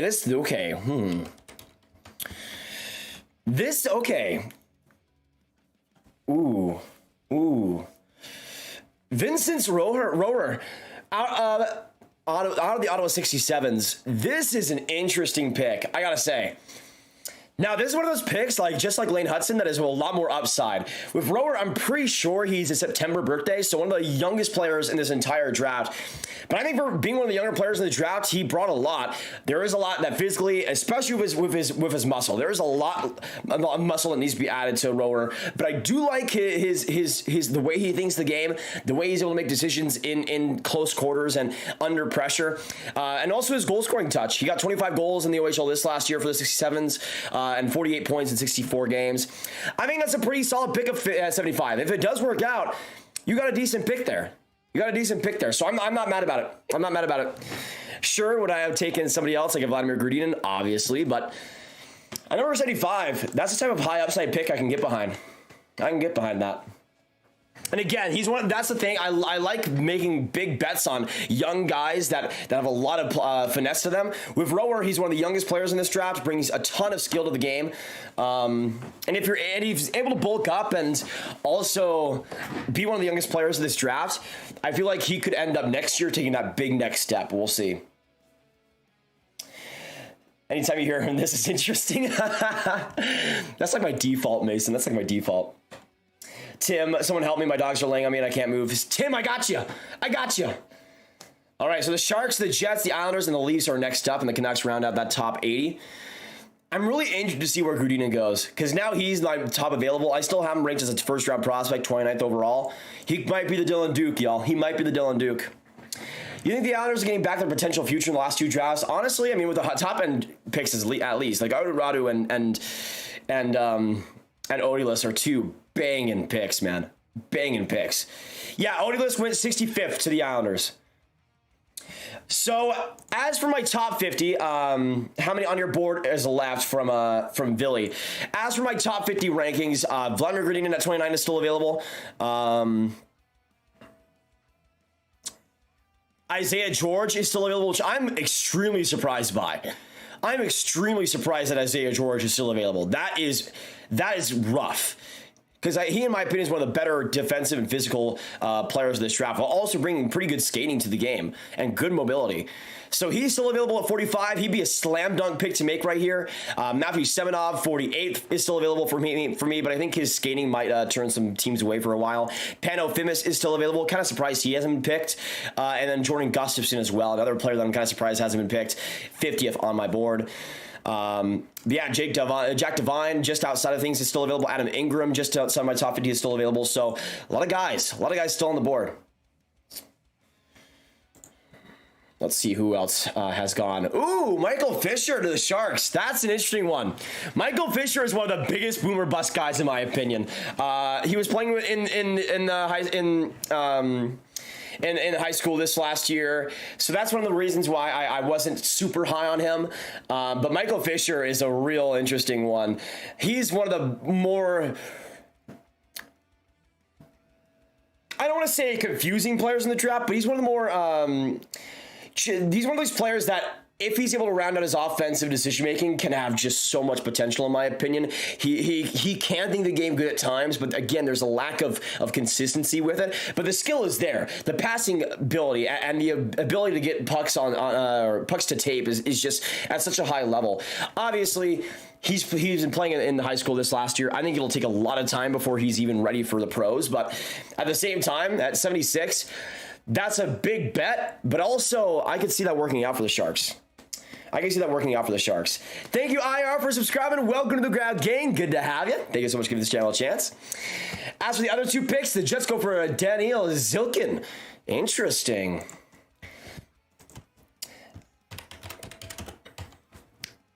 I'm kind of, I'm really wondering how he'll fit into the Jet system. But Daniel Zilkin here going at 78th, 77th overall. That's a decent one, though. I liked him this last year for Guelph, 55 points in 66 games. There wasn't much that truly moved the needle, in my opinion, but as a third-round pick, I think there is still some underlying skill. He thinks the game well, has good overall two-way ability. I think it's solid. And his transition game is quite good, too. So at 77, I could see him becoming something in the NHL, which is pretty solid. Wait. Oh, Nicholas, thank you so much. Welcome to the member game again, brother. Welcome to the member game again. 8-month membership for Nicholas. What are your thoughts on the situation with the Blackhawks? The DeBrincat trade? I mean, I think it's pretty horrible, but we'll see how it works out. Kevin Korchinski definitely has to step up in a big way. The Islanders, though, go for Quinn Finley. That's a high upside pick. I don't know if it'll work out, but we'll see. From Elliot Freeman, hearing Nashville and San Jose talking about Luke Kunin. Interesting. So another trade potentially coming in. We'll see how that works out. But yeah, Finley, I think, is a very raw prospect. He's going to be a project if he ever makes it, I think. Very, very raw. Leafs coming in here next up at 79 and the Canucks at 80. We'll see what they do here. Interesting. Kunin could be going to the Sharks. How are the Red Wings doing? I think they've done okay. I think they've done solid. Obviously, I'm not one to doubt Steve Eisman, so I think they've done solid.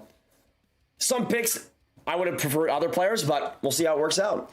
Grenade! Thank you for the $1 donation. Appreciate it, King. Let me get you as the last donator. Sorry I haven't been able to update the last donator part of the stream too much. I've just been so busy reacting to every single trade since it's happening rapid fire right now. Leafs has still not made the pick. Details on Pettersson. The Sens pick. Also, Elias Pettersson is still available on my board, 47th on my board. He's another player that I think is just a great defensive defenseman. To me, he might be the best. He's probably the best defensive defenseman left. Obviously, not to be confused with Canucks player Elias Pettersson. Elias Pettersson out of Orbro is just such a complete, solid player with his skating, with his physical game. I love him, and I'm really shocked. If he doesn't go in this third round, I'm going to be pretty sad to see that, because he deserves to. He absolutely deserves to. Details on Fraser Minton. I like him. I like him. Where he went is a little bit rich for me, because I think there's not a ton of upside with him. But I do think he's a guy that pushes play well. He likes to create offense here and there, and I think physically he does have some good traits. Overall, not too bad. Not too bad. And I did like him a lot in the playoffs as well. D, thank you so much for the $2. Let's see as well if the Kunin trade has been revealed. Oh, we got a Leafs trade, y'all. We got a trade involving the Leafs and the Golden Knights. So, the Leafs trade number 79 to the Golden Knights for number 95 and 135. So, the Golden Knights, I guess it's not, or it will involve the 79th pick. So the Golden Knights are coming up, and the Leafs move down to the 95th spot and get an extra pick on top of that. So we'll see what the Golden Knights select here. There is still some great options here. I think they should go for a D. If they go for Elias Pettersson or Isaiah George, I think Isaiah George will be the pick here, guys. I have a feeling Isaiah George will be the pick here. What do you think on the Canes draft? They've done great, man. They've done great. I like Paravalov at 71, and the other picks they had. Lane, like with Gleb Trigasov at 70, I think 60, I think that's a slam dunk pick. Slam dunk pick. Jordan Gustafsson.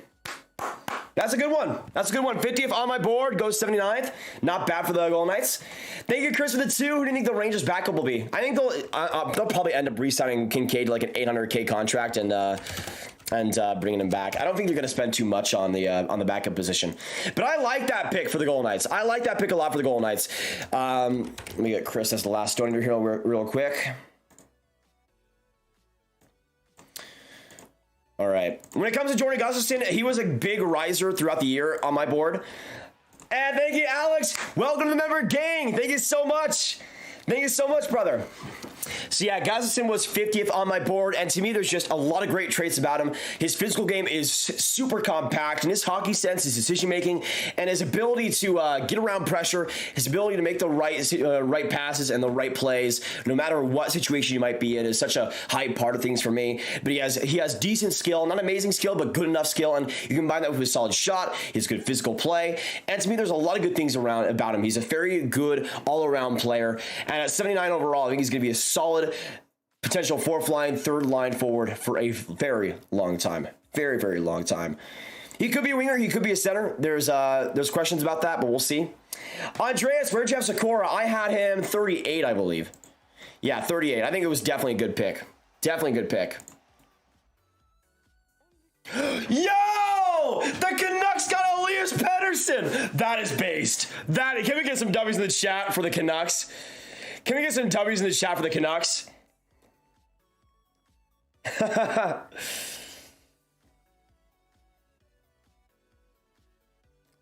I can't believe that. That is a good pick, though. That is a good pick.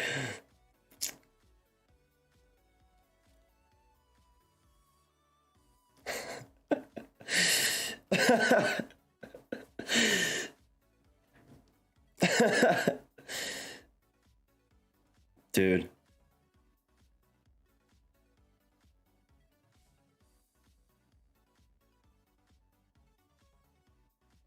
I can't believe that. That is so funny. That is so funny. I love that, though, for Canucks. Like, regardless of the Elias Pettersson thing, he is genuinely a fantastic pick at number 80. Fantastic pick at number 80. One of the more refined, compact defenseman of this draft. I had him ranked 47th on my board, and they get him at 80th. Fantastic selection. But the thing is, he's not just this great defenseman. He can use his skating in so many ways, and to me, he can be a good transitional player. His goal scoring touch is pretty great too. And to me, even though there's a lack of finesse with his puck handling, there's a lot of potential with this pure defensive defenseman. And I love that pick for the Canucks, man. Also, the Blackhawks go for Samuel Savoie. That's a solid one. That's a solid one. That won't be confusing at all. Shaggy, thank you for the 5. I feel so bad for Bruce Boudreau. I feel so bad for Bruce Boudreau, the poor guy. And Tim with the Grab Gang Legend membership. Thank you so much, Tim. Appreciate it a ton. Lots of member content coming your way, and a lot of member content coming as well to you guys throughout the off season. Made a video as well recently for members only about the Ryan McDonough trade. Shaggy as well. Thank you so much for the 5, brother. Appreciate him.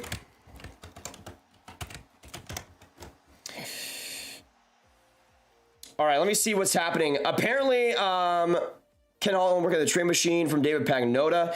We'll see what's happening with that Luke Kunin trade as well. Where do you think Lindgren Jr. goes? Mads Lindgren?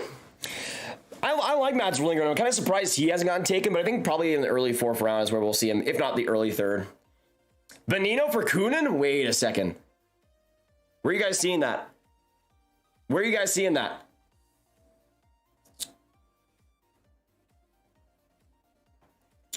Yo, what a dub though by the Canucks. What a dub though by the Canucks. All right, I really want. Okay, I just realized the Stars are picking here. If I'll take Vladimir Grudinin, guys. I'll take it. I'll take a Ty Nelson. I'll take a Matthew Semenov. Let's go, baby. Refresh. I'll see you guys on the other side.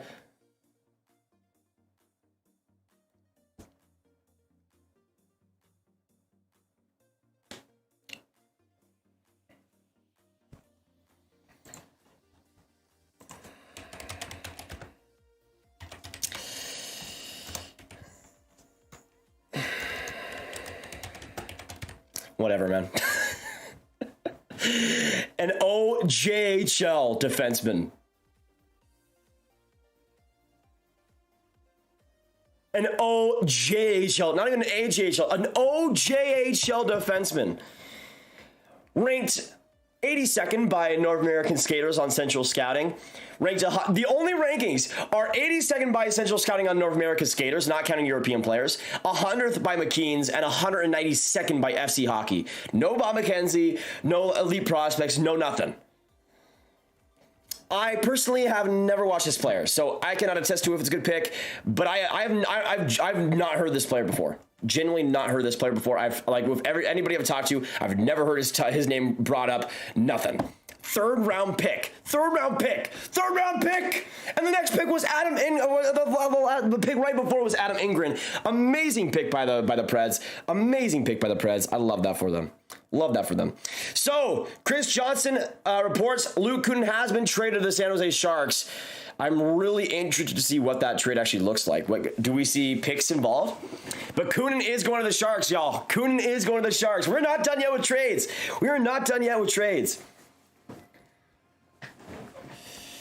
Man, I'm sad about that Dallas pick, though. I'm sad about this Dallas pick. I'm surprised about something, I'm not going to lie. I'm surprised he hasn't been picked, yeah. I consider him to go around this range, to be honest. But the Preds go for Kulinumi. I haven't watched too much of him. And then Ludwig Persson. That's going to be an interesting pick for the Caps. Another player that kind of stagnated this year. But going into the year, I had as a top 20 player in this draft. I think there's still a lot to go in terms of his projectability and his physical play. But he still has some good and tight skill. Some good, a good nose for the net. And we'll see if it works out. I like that pick at 85. Let me see if the actual trade's been announced, because I haven't seen the picks, anything confirmed back to the Preds.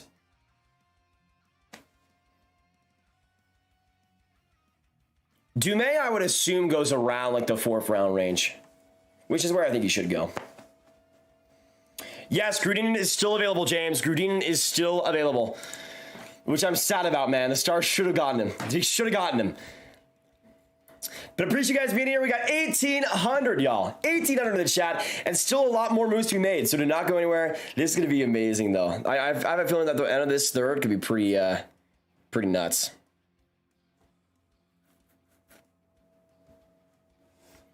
I'm still so happy the Canucks picked Elias Pettersson, man. That's so amazing. That's so amazing. Can you speak to Seattle's second and third rounders? For the Kraken, they got Ty Nelson 68. I like that pick as a high upside one. Needs to change his game a lot. Needs to think the game a lot more, or a lot more simpler. But he's a guy that I think has great passing skill, solid skating, can be great on transition. But he's just a guy that I feel like has a lot of decisions that will get eaten up at the NHL level. Already are getting eaten up at the OHL level. And he'll need to change his game quite a bit before he is that projectable NHL player. 61 to the Kraken. I think David Coyette is a pretty solid one. Has high upside, high ceiling, with great pace to his game, solid passing ability. I have some concerns with how raw he is, and he will be a project, but we'll see what happens. Nicholas Kakko, I don't know what the Kraken are doing there with a goalie in 58th overall.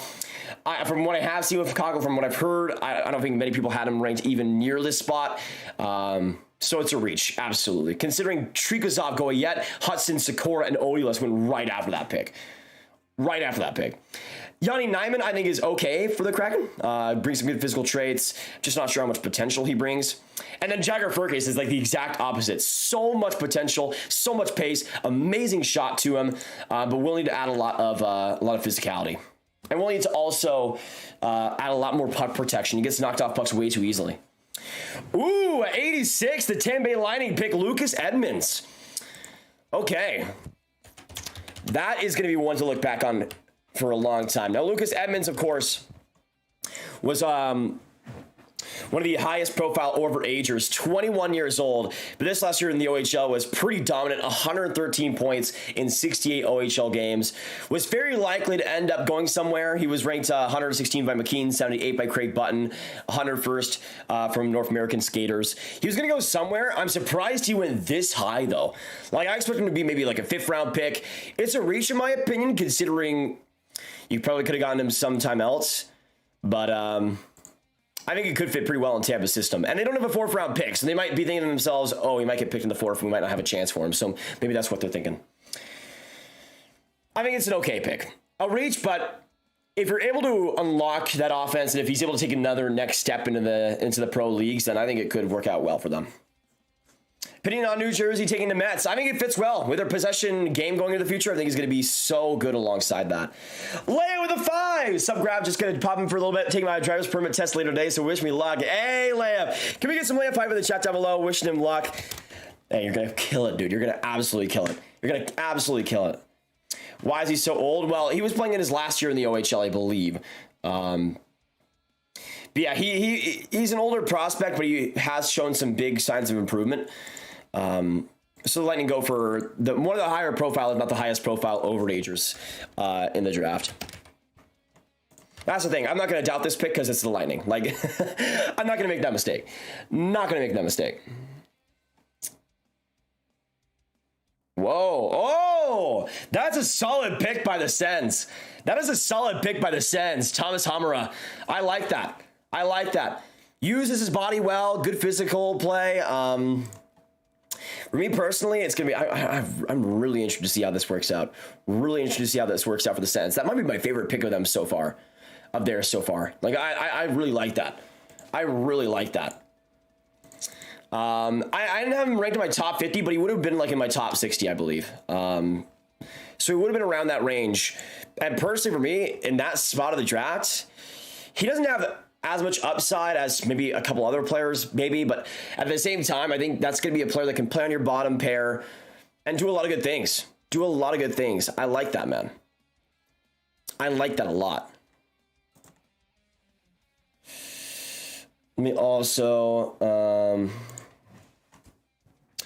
let me look up Hamara here.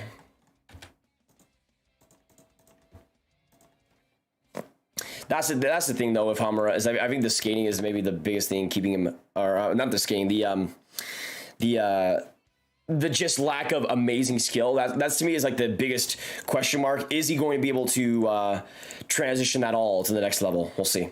Lord with the 2, how would you rate the Blackhawks draft so far? Let me see. Let's go over all their picks, shall we? because they got a ton of picks. So they just it took Aiden Thompson with a 90th overall selection.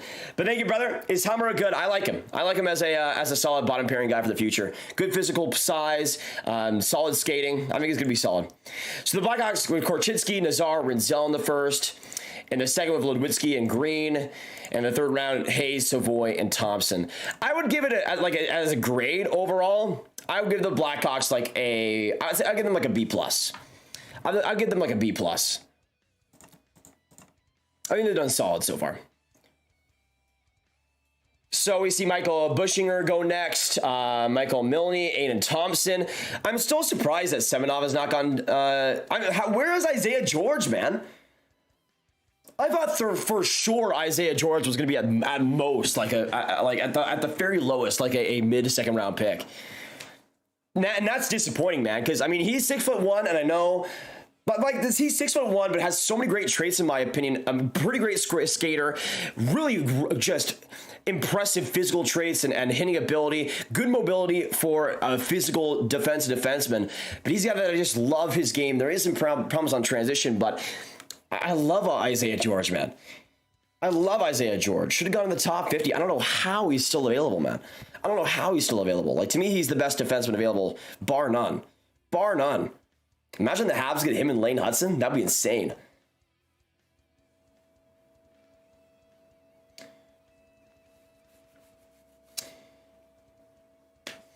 Thoughts on the Sharks picks? Let me see. First, of course, they went for Bystedt. In the second, they went for Lund and Havilland. And then the third, they went for Michael Fisher. It's interesting because they got it for a mix of low upside and high upside with the Havilland and Michael Fisher picks. I'm not a huge fan of the Lund pick at 34. It's a reach for me, but I do think he should have been a second rounder. And then Bystedt at 27 was also a reach for me. I didn't have him in my top 50 because I'm just not a big fan of his upside, but I think they see that he could be this great physical middle center, but I don't see him being more than a fourth line center. I don't know if there's the offense from really push for that, but we'll see. We'll see. The Bruins have still not made the pick. Made the pick. Elias Pettersson saying he's never met Elias Pettersson is real content. Nice, Sarah. I hope he meets him soon.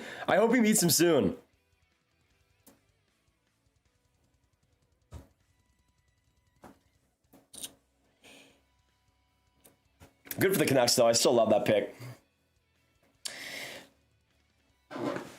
I'm really hoping Habs take Rudinen. That would be a sick pick. Rudinen and Hudson. That would be amazing.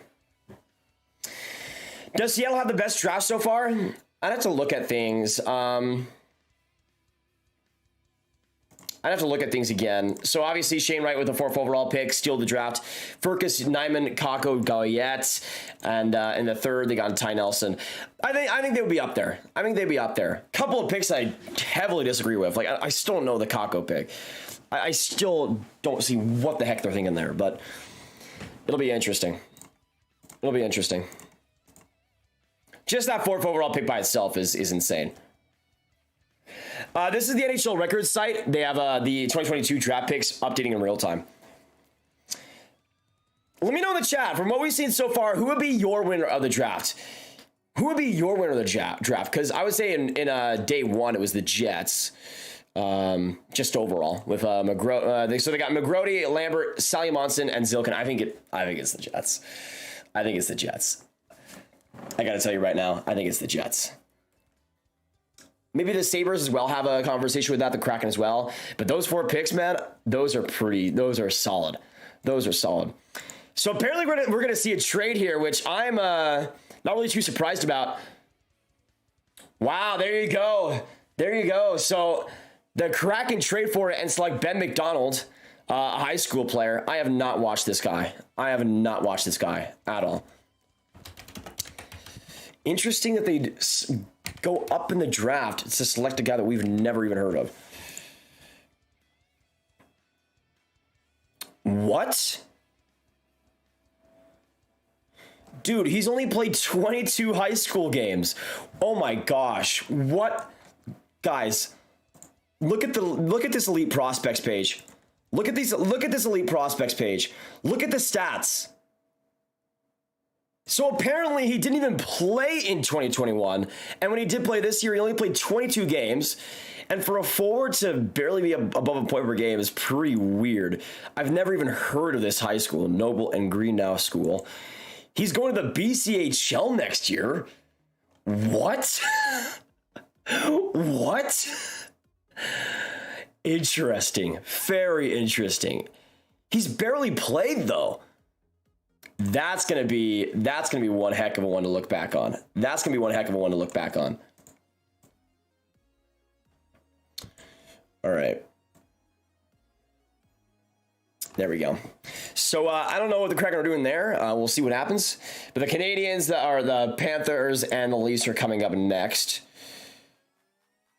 Adam Engstrom and Merrick Alsher are the next picks. Apparently the trade has been revealed for the Kunin pick. Has it? The Canes picks have been solid. I like the Canes picks.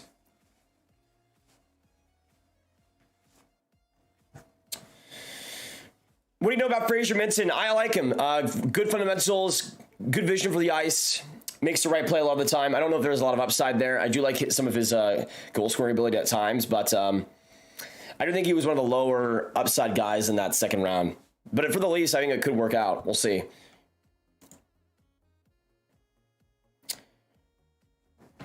Engstrom, I think, is an okay pick for the Canadiens. It's an okay pick for the Canadiens.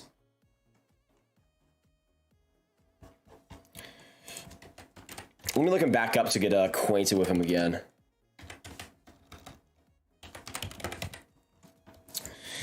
Oh yeah, so he's been playing for Roto as well.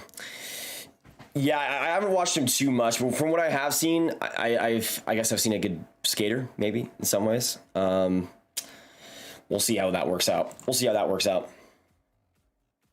Are you telling me Dumais fell to the fourth round? I think he should. Dumais is one of those players that you need to watch. You need to watch him and not just look at the stats. Because with Dumais, if you just look at the stats, then yeah, you think he's like a first round prospect. He's absolutely not though. His fundamentals and his projectability is just not there in my opinion. He doesn't really have that much explosiveness, and a lot of the goals, a lot of the points he was getting in the QMJHL this year, in my opinion, are not going to translate to the next level. I think he's worth a mid-round pick, but I think he's a little bit overrated to some people. The Coyotes go for Jeremy Langlois. I think that's how you pronounce it, right? Let me know if I'm wrong about that. All my French beauties in the chat. Jeremy Langlois of the Cape Breton Eagles. Not on Bob McKenzie's board, but played for Cape Breton. 47 points in 60 games this last year. I remember seeing a little bit of him. Let me see if I can get acquainted to him again.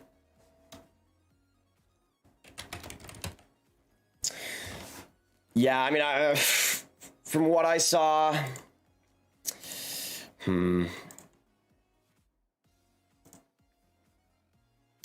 I don't know. I don't know if I love that pick for the Coyotes. Yeah, from what I saw from some of the skating, it was a little bit lackluster. I do like the shooting sense, though. I do like the shooting sense. But I don't know. I don't know about that. I don't know about that in the third round. We'll see, though.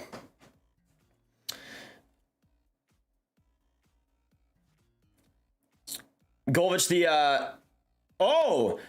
Wait, Chicago trades 94 to Arizona for Dallas's 2023 third. Interesting. And then Arizona takes Langlois. And then for the Bruins, they send pick 91 to the Kraken for picks 117 and 132. And considering that the Kraken got Ben McDonald, that's a dub. That's a dub for the Bruins, I think. Any trades swirling around right now out there? Right now, Donald, I'm pretty sure we're still waiting for the Luke Kunin trade details. But he's going to San Jose right now. And we'll see what happens. We still have yet to see what that's going to come up. So the Leafs are the Leafs still up next to number 5 or not? Nicholas Moldenhauer. Good pick, man. Good pick. Good pick. That is a dub for the Leafs. That might be my favorite pick of the Leafs so far. That might be my favorite pick for the Leafs so far. Nicholas Moldenhauer, that is solid. Right outside my top 50. Moldenhauer, to me, brings a lot of good characteristics. As a right winger, he was playing in the USHL this last year. But to me, he's one of the... Like, there's a lot of... Let me look him back up again and get the actual stats from him. So this last year in the USHL, got 43 points in 41 games, and played 4 games for the Canadian World Junior team in the U18s. Had 3 points in 4 games. I thought looked really good. To me, there's a lack of transition skill, but at the same time, he's pretty solid on defense. Makes the right play a lot, and on offense, I think there's a really interesting portfolio there with his physical play, with his passing ability. I like that pick for the Leafs quite a bit. One of the better picks we've seen over like the past 20 picks, honestly. Really solid there. Really, really solid. In my opinion, should have gone in the second round. Also, boys, we are 2 likes away from 500. So hit that like button if you haven't already. Hit that like button if you haven't already for enjoying the stream and enjoying all the prospect conversation. And the Blue Jackets get Jordan May. So there you go. There you go. Gus, for the 2, do you think KH is trying to get picks in 23? Ken Holland? It would make sense. It would make sense. Thank you, Gus, for the 2. There you go. Dumais goes to the Blue Jackets. We'll see if that works out. I think the Blue Jackets might be a good team, though, to just unlock the skill that he does have. Even though I do have some problems with him. That's going to be interesting. That's going to be interesting. To me, again, with Dumais, the skating is a huge issue. The physicality is a huge issue. But defensively, he can put in some good work. I like the passing game, and there is skill there. But yeah, the physical play and the skating is a problem. And considering, that's the thing, man. Dumais is the exact type of player that in the QMJHL can thrive. Because in the QMJHL, you don't need to skate all that great, and you don't need to be all that physical, and you can still perform exceedingly well. That is not going to be the case at the AHL level, let alone the NHL level. So to me, Dumais is the guy that I would want to see in the AHL next year to just start developing there. Obviously not going to happen, but it'll be interesting to see what happens there. And then the Rangers are up at 97. Ooh, okay. Okay. I like that pick. I like that pick. So the Rangers go for Bryce McDonald-Barker, who this last year was playing for Sault Ste. Marie in the OHL. Let me look him back up so I can get the stats right with him.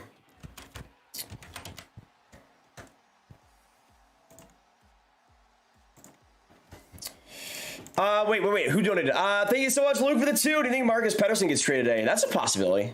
Depends on what the Pens want to do on top of that, though. But the Rangers get Bryce McDonald-Barker. I like that pick a lot. There is some really questionable decision-making defensively, and I think the skating is just okay, and that might be what holds him back, but I really like the puck handling there. The physical play is fantastic with him at 6'1", and I do like some of the offensive ceiling that you have there with that puck handling ability. 97, I think that's about with the range I would take him in the draft, but I like that. I like that for the Rangers. That's a solid pick. It's a very, very solid pick, and you combine that with the Sakura pick as well. Not bad for the Rangers in this draft. Not bad for the Rangers in this draft. Now, Michael, he's a centerman, but I think he could play all positions if you really need him to. But he'll likely play center. Milne is okay, Jack. I haven't watched him too much, but I think he's okay around that range. Yeah, thank you guys for 550 likes. Appreciate it a ton. All right, let's see. 4th round is about to start.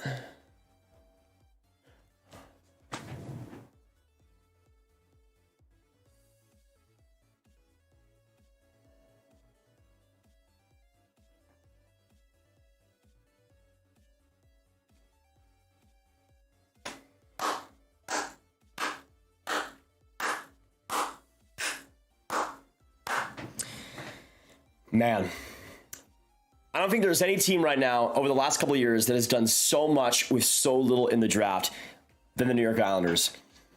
Isaiah George in 98 is one of the steals of the draft, in my opinion. Just like Calle Odiolus at the end of the 2nd, Isaiah George at the start of the 4th is straight robbery. I ranked Isaiah George 45th, and he goes 98 to New York. Such great refinement in the defensive zone. This is a guy that can get players off pucks so easily. Use his 6'1" frame, and he's not a huge defensive. He's not a huge defenseman, but his mobility and his physical play and the way he's able to separate players from pucks is at such an elite level. And you combine that with, in my opinion, a underrated offensive game where he likes to get pucks into high danger areas, likes to create offense that isn't meaningless. He is not going to take these low danger chances from the point. He's going to make sure sure that the chances that happen on the ice when he's on the ice are solid. And to me, at number 98, that is a dub for these New York Islanders. You combine that as well with the Cali Odiolus pick, and the Islanders just got two of the better defensemen in this entire draft, both in rounds way later than they should have. And that is huge, man. That is huge. What a draft by the Islanders. What a draft by the Islanders. Next up, we got the Jets and the Kraken up next. Whoa. Garrett Brown, Tyson. Wow. I guess the Kraken are going full into the AJHL train. Or the BCHL train. Simon Forsmark at 101 is another underrated pick. I like that for the Canes. Out of those picks, besides George, I like Forsmark the most. I like that a lot. I like that a lot for the Canes. So he was ranked 60th by Bob McKenzie. He goes 101st overall. This last year played 41 SHL games, 3 assists for 3 points. I like him. I don't think there's much of a ceiling there, but at the same time, he has good fundamentals. And he's a guy that I think is also a good player to get separation away from other forecheckers. He's a guy that can get plays pretty clean behind his own nets. I like that at 101. I like that at 101. That's a good pick. That's a good pick.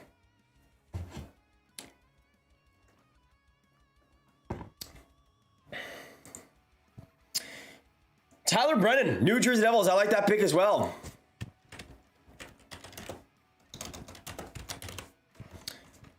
Tyler Brennan goes to the New Jersey Devils. That's an interesting one.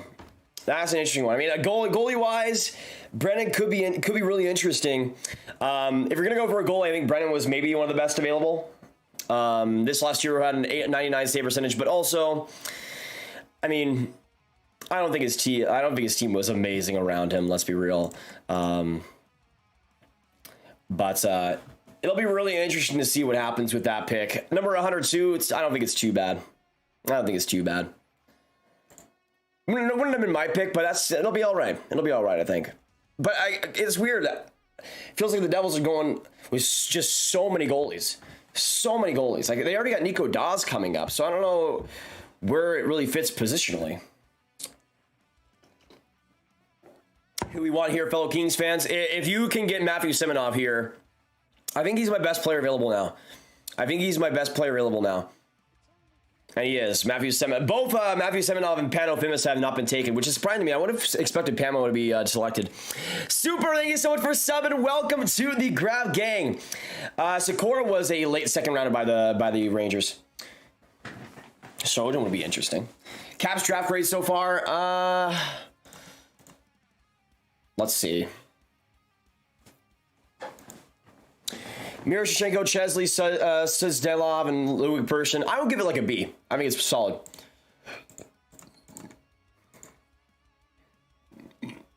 Kenny Connors. Ooh.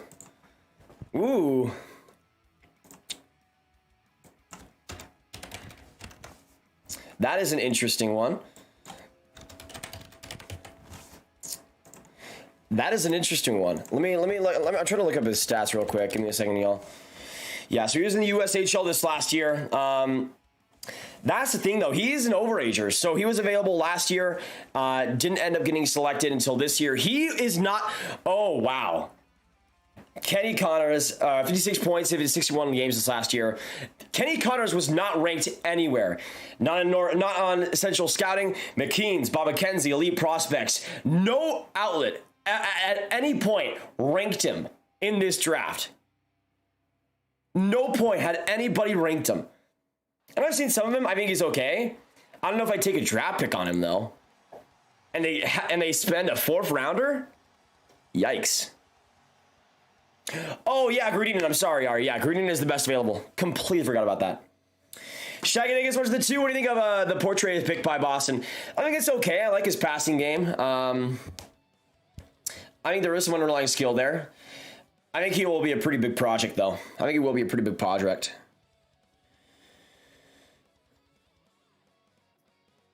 All right, from Pierre LeBrun, Predators getting John Leonard and a pick in return in the Luke Kunin trade. So there you go. That seems like I mean, we'll see how high that pick is for the Preds, but John Leonard is all right.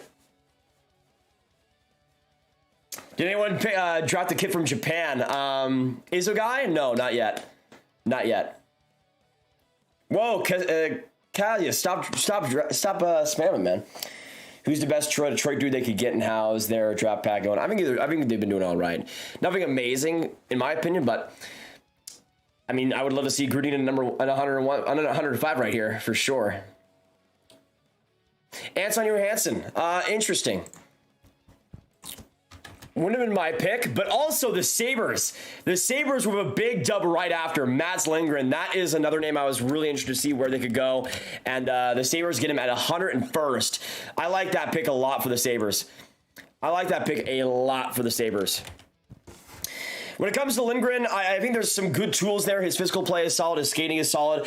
But I also think he's pretty poor defensively. This is a guy that gets move off players way too easily. But I do like his passing game, and I do like his just playmaking potential to the next level. He is going to be a project, but I think as just this solid skating, passing defenseman, he could work. But again, I do think there is going to be a lot that needs to be improved in his defensive awareness and defensive positioning as well. But we'll see. Chesley was taken by the Caps 37th overall, I believe. I like that pick though for the Sabres. Johansson is another interesting one. Because he's an overager as well. He's an overager as well. 5'9" D-man, 20 years old. I'm pretty sure was available in the 2020 draft as the first year he was available. But this last year in the junior 20, got 18 points in 26 games. To me, I don't know why the heck the Jets would select Johansson. 2 years after he was supposed to be drafted, he's still not like he's still in a situation where he's under a point per game as a defenseman at 20 years old, which I think is rather poor. The fact that he hasn't taken that next step into like the Allsvenskan or even the SHL, I think shows a lot. But hey, maybe the Jets know something we don't, and maybe they think that he can take that next step this next year. Boomtown with the 279. Enjoy the sense of love. Comment on their picks so far. I mean, they've done a great job. So far. Let me bring up their picks. Let's get some Boomtown hype. Thank you so much for the dono, brother. Appreciate it.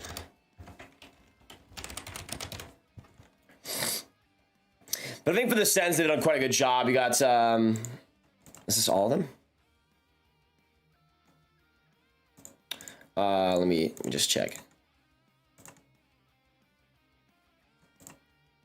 Oh yeah, I guess the Sens with the DeBrincat trade and everything haven't picked until the Norbert pick. I mean, if you can consider the Alex DeBrincat trade a part of the draft, and then I personally do, I think it would be an amazing one for them. In terms of their actual draft picks, I think it's been all right. I like the Thomas Hamara pick a lot. Norberg's an interesting one. I'm not sure about it, but you could have something there. I think Pettersson could develop quite solidly. Stephen Holiday is a fascinating pick. Can't lie. Thank you, Armin. Welcome to the member gang as well. Love you, buddy. Love you, buddy. Welcome. Welcome. Kane Stolcher's up. I have to agree. All right, so for me, I haven't watched much of Stephen Holiday, but from what I've heard, I haven't heard like amazing things from him. He's an overager, 2002 born. He's 20 years old. I mean, he was amazing in the USHL from what I saw, but also he kind of needed to be as a 20-year-old. I'm really perplexed as to why they spent a 4th rounder on him though. Like, could you have not gotten him in like the 6th or 7th round? How would he have not been taken? Like, I don't know if he should have been taken at all. Interesting pick, though. Interesting pick. Sens got their guy, though. We'll see if it works out. And, of course, he's 6'4", so there you go. That's the thing, though. Let me look back on the Sens picks, though. Let me look back on the Sens picks and see at the height of all of them. Let's just check. So, Norberg, 6'4", Pettersson, 6'2", Hamara, 6 foot, and Stephen Holiday, 6'3". Classic Ottawa. Good for them. Ducks go for Ben King. That's an interesting one. I like that. Penny Nanuchev, I like him. There's some good traits there. I like his shooting selection. He's a guy that loves getting into dirty areas. I think it could become something, but again, a lot of development needs to happen. As for Ben King, let me see if I've ranked him here.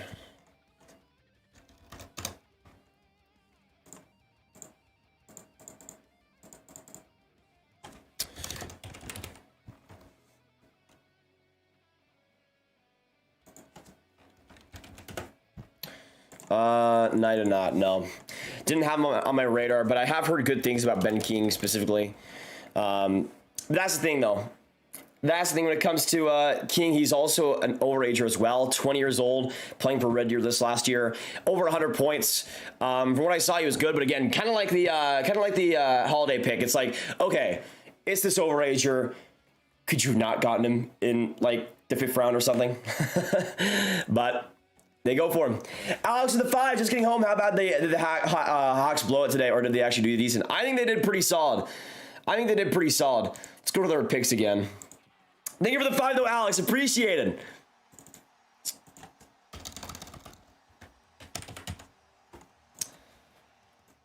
And looking at the Hawks picks, they got Kurchinski, Nazar, Renzel, of course, in the first. Ludwinski, Green, Hayes, Savoie, Thompson. Here's the thing.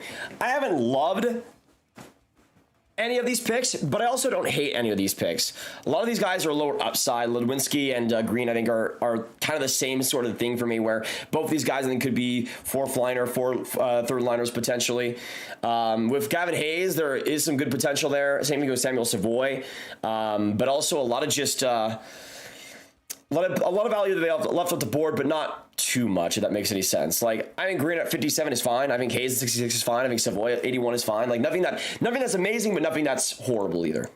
I think it's a good way to put the Blackhawks draft post the 1st round.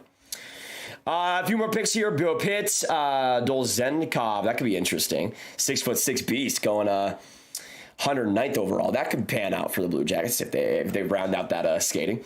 Noah Laba. Interesting. Noah Laba going in the 4th round. Not sure about that. Didn't have him on my radar either. Not sure about that one. Damian Gardner, high school player. Amedius Lombardi out of Flint. Huh.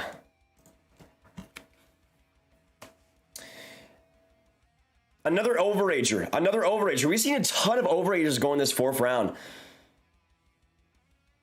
Okay. There has to be something the Red Wings know that we don't. Because Lombardi goes 113th. He's an overager. He is one of the younger players of last year's draft, a June birth date. But he only had 59 points in 67 games this last year in the OHL. And from what I saw, it was I mean, the Flint wasn't amazing around him, but they did have Brendan Othman. I think he definitely went off with some of those points. For an overager to not be close to a point per game in the OHL is pretty sad, though. That's pretty sad.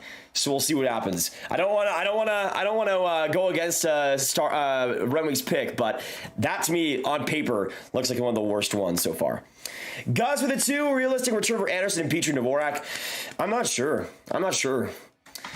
For all 3 of those guys together, it would be pretty crazy. Ooh.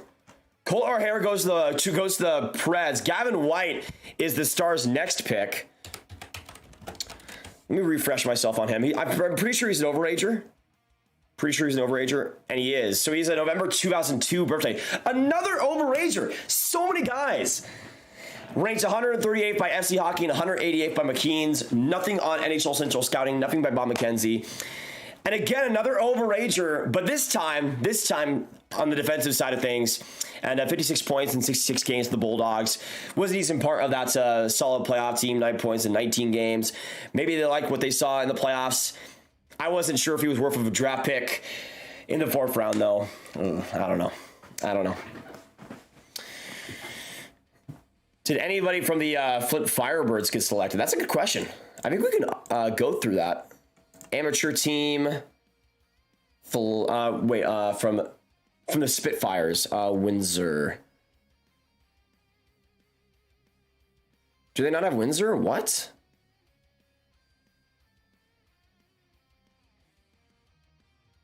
Why do they not have Windsor on here? They have all the other OHL teams as the amateur teams you can just go by. That's weird. That's weird.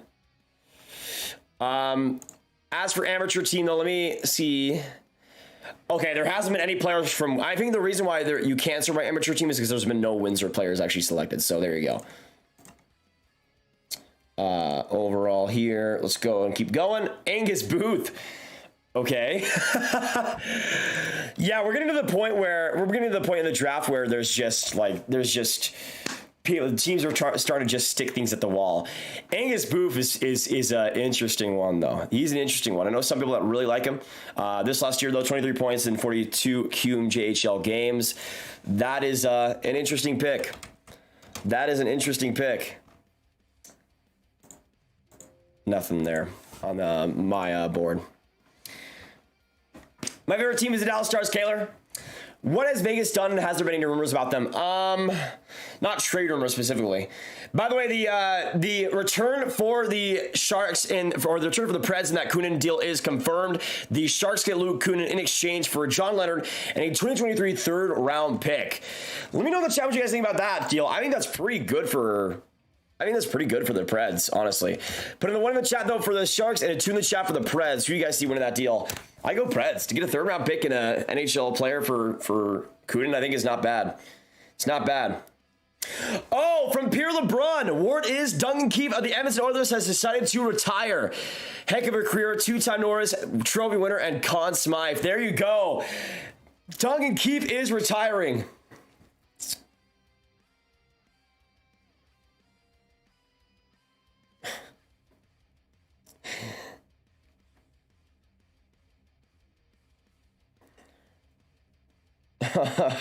that is huge for the Oilers cap hit situation, though.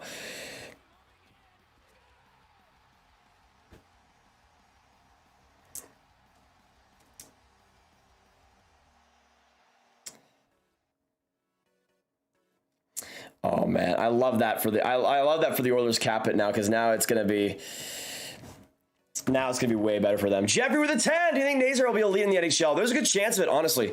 I had him ranked 8th. I think if he makes it, he's going to really just push pace well. Just set up so much, and with his motor, there's so much to unlock with that, in my opinion.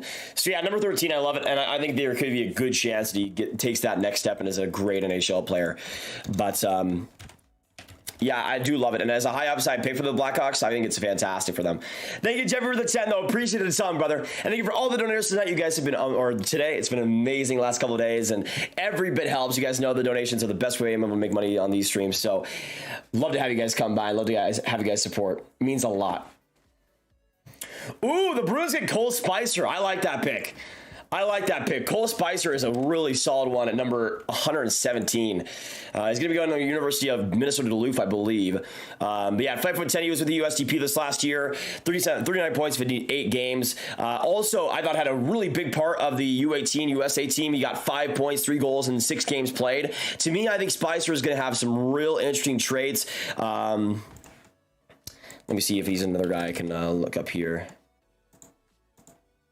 Yeah, so that's the thing. I don't think the skating is amazing, and he's a pretty rough transitional forward, but I do think he does show some signs of physical play at 5'10". I do like the hockey sense there. His decision making is quite sound, and I do like some of the shooting talent there. I mean, he's a good goal scorer, and I think for the Bruins at 117, that's a solid pick, man. That is a solid pick. Yeah, Grudinin right now is on track to be the steal of the draft right now. He was ranked 29th on my board. It could be it. Whoever selects him is in for a heck of a selection. But I'm guessing one of these things that factors in is the Russian factor. And I think there might be teams that I guess are hesitant about him coming over. I haven't really heard too much on either side. But that might be the concern there.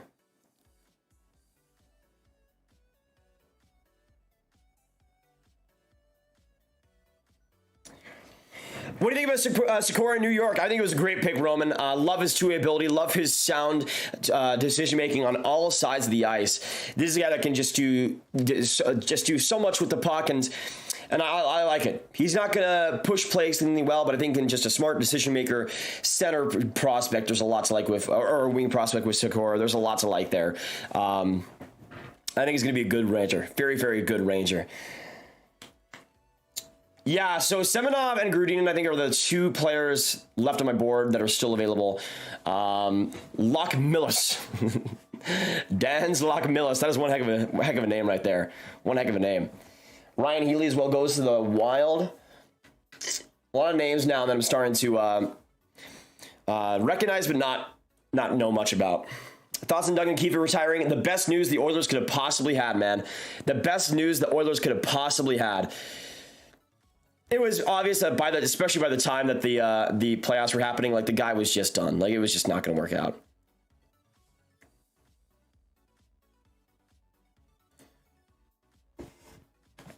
Ottawa's making another huge move. Jakob for Arizona. That would be huge. They can get Chychrun. Oh crap! I spilled my water. Crap. Oh my goodness. Oh no!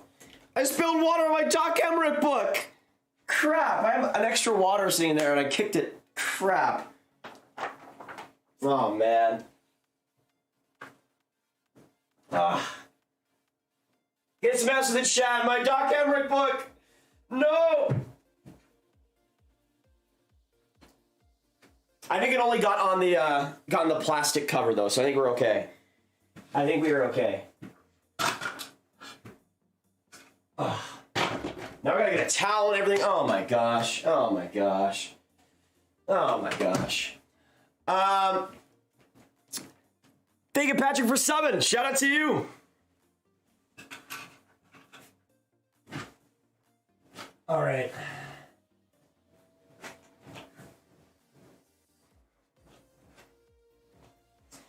All right, now we're good. Sorry for the delay, y'all. Sorry for the delay, y'all. Tyler, number the 5. Can't believe Anaheim went with Gaucher. I'm sick to my stomach.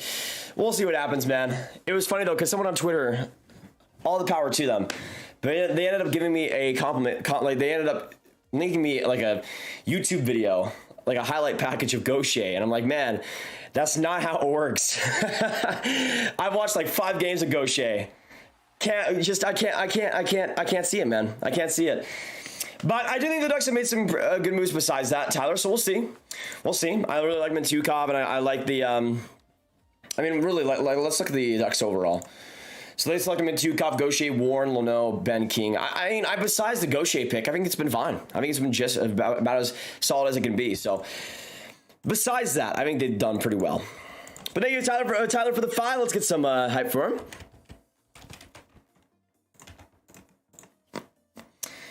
Yeah, thankfully it was water and not Dr. Pepper, or else I would be in a world of trouble.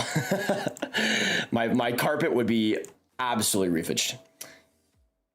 Ooh, a couple of interesting picks. Dennis Debbie. Interesting. Tucker Robertson going to the Kraken, another overager, but he could turn into something. Cruz Lucius going to the Canes. That is an interesting one too. Definitely a little bit lower than he should have gone. I think he should have gone around the 100 range. I like that pick for the Canes. XL, I'm using the NHL Records site. If you just look up like 2022 NHL draft picks and go to the NHL Records one, it shows all of them as they go live. Good for the Oilers fans. And can we get some W's in the chat for the Oilers fans? Getting Keefe off the books, man. That is so huge for them. By the way, Duncan Keefe retiring from Puckpedia creates recapture cap hit for the Blackhawks in year 1, $5.5 million, and in year 2, $1.9 million. For the Oilers, $5.5 million of cap hit is removed. So there you go. 5.5 off the books for the Oilers. That is huge, man. That is huge. Such a big win for them. That's going to allow them to do so much more this offseason. And remember, guys, when I was saying at the time that Duncan Keefe trade was horrible? And people were actually like, oh no, he's gonna make such an impact for the Oilers. He's gonna be so great. The leadership. And he maybe did something. I don't know. I'm not in the locker room, but the fact that he lasted a year and then retired, considering what they gave up Bear in like a 2nd round pick, right? Wasn't that the trade? Something like that. Nicholas, thank you so much for subbing. Welcome to the Grab Gang. Thank you so much for giving this channel a chance. I appreciate you. And for the 1,500 people in the chat, if you guys haven't hit that subscribe button already, make sure you do so, because we're going to have 2 big videos coming out later today. The winners and losers of this draft, as well as the biggest draft steals. So make sure you hit that like button, subscribe, hit the notification bell so you don't miss those videos, because they're going to be pretty big. Excuse me. Yeah, Ty Nelson got picked 68th overall to the Kraken, I believe. Charles Leddy. I like Charlie Leddy going to the Devils. I like that pick for the Devils. I like that pick for the Devils. That is good. At this range of the draft, I like that a lot. I like that a lot. Chili with a 2. How the heck did the Leafs get pick 122 from the Preds? Really?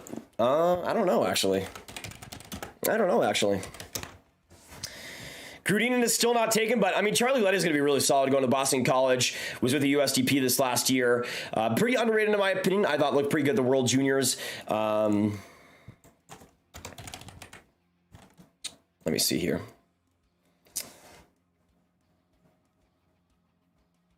Yeah, to me, when it comes to Leddy, there's a lot of defensive upside there. Likes to push players off pucks really well.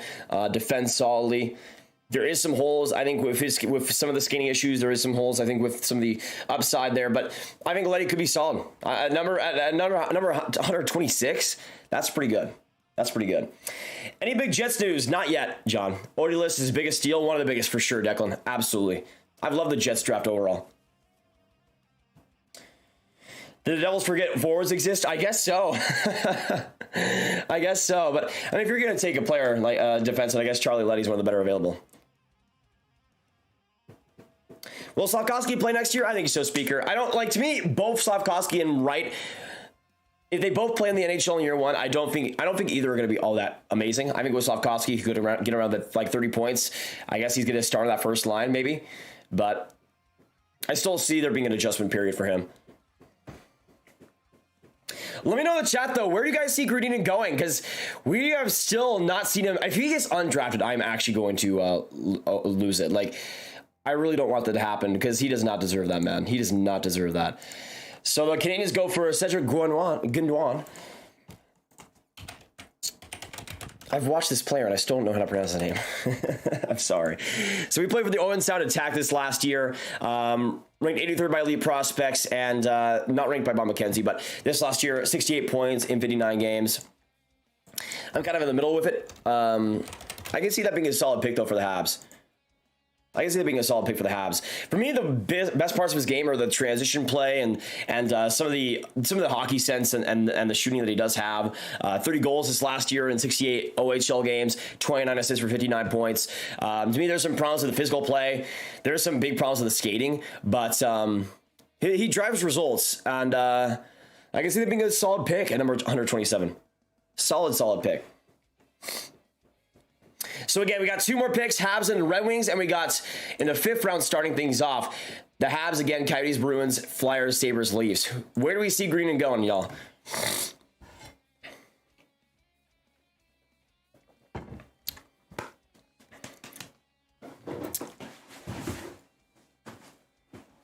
Look at how many picks the Wild have left. They have 2 left, 1 in the 5th and 1 in the 6th.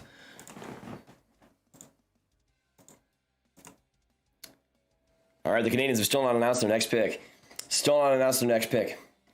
Gagnon, okay.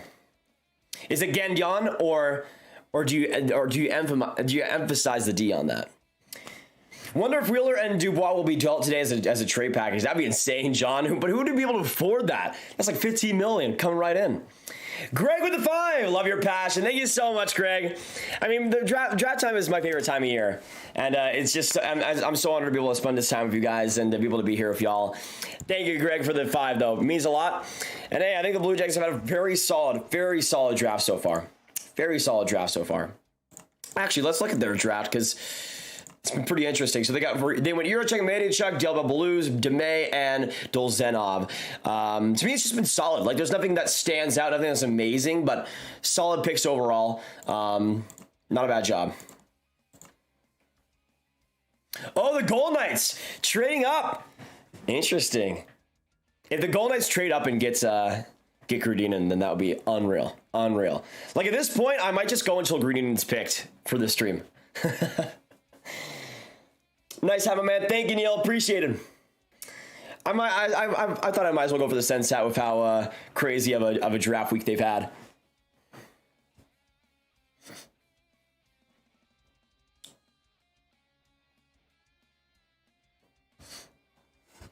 LA draft grade so far. Hughes, Conor, Angus, Booth. B minus. I think it's carried by that Jack Hughes pick, personally. I don't know if Kenny Connor is going to be much. Same thing with Angus Booth, but we'll see. We'll see. Ooh, Cameron Whitehead. Not bad. He is a goalie. That'll be interesting. That'll be interesting. He's an overager, 892 his save percentage. I like what I saw from him, but again, I didn't see that much. Interesting the Golden Knights are going for a goalie, though. Interesting the Golden Knights are going for a goalie. We'll see how it works out. Next up is the Red Wings and the Habs have the first pick inside the 5th round. They got to take Green, man. Green is such a good option. I don't care if you have doubts of him coming over. I don't think there is as much doubts we have from what I've heard. Make it happen. Make it happen. Some of the best skating, some of the best mobility of this draft with great puck handling ability. And although there is physical issues, to me, there's way less question marks with a guy like Green than other defensemen that have been taken recently. Will with a 5. Would love to hear about your thoughts. Edmonds selection by Tampa Bay. I'm always offensive game has a lot of potential, and his forward check game has a lot of potential. I like it. I'm interested to see why they went so high with it. I feel like he could have been available in like the 5th round potentially at that spot, but I think Edmonds has made some great progress over the last couple of years. He's a guy that I think plays well. His offensive mind is very solid as well, and knows how to play with really solid players. Like that's one thing that is I think is interesting. It's not. Sometimes it can be easy to play with amazing players, but with Edmonds, he plays alongside good teammates exceedingly well. And to me, if he's able to keep that going with Tampa Bay, they obviously have some pretty good players. So we'll see what happens. You pronounce it in Gendon? Okay. Sounds good. Greg, welcome to the member gang as well. Shout out to Will and Greg. Let's get some hype in the chat for him. Thank you so much, you two. But yeah, I think it's a solid pick for the Lightning. Maybe a little bit higher than what I would have gone for, but still not too bad. So let's see. Is the Red Wings pick in Maximilian Kilpainen? Interesting. Have I heard of this player before? It's not ringing a bell. It's not ringing a bell.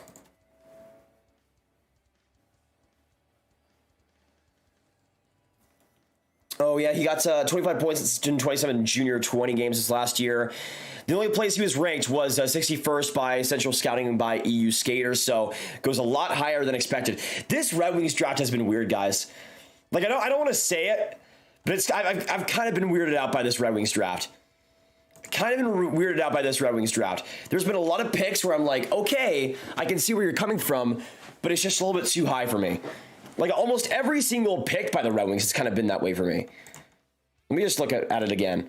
Like Kasper, solid pick, love him, but also higher than where I would have got him. Dylan James, same thing. Buchelnikov, same thing. Johansson, same thing. Lombardi, same thing. Kilpinen, same thing. Like these guys could have talent, but it also feels like they're going way earlier than they should, for me personally. Morgan with a 2. What do you think of Calgary's pick, Tapi Ronnie? I think it's decent. He uses his physical size well. Could be a solid scorer to the next level. I really want to see him develop next year, though. Really want to see him develop next year. Gaindon.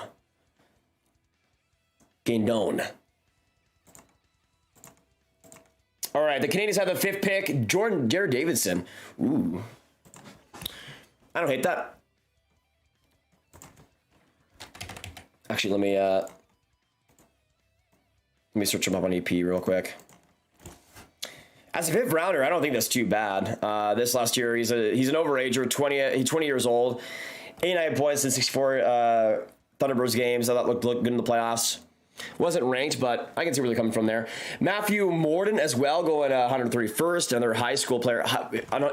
Is that Ontario High School? Wait.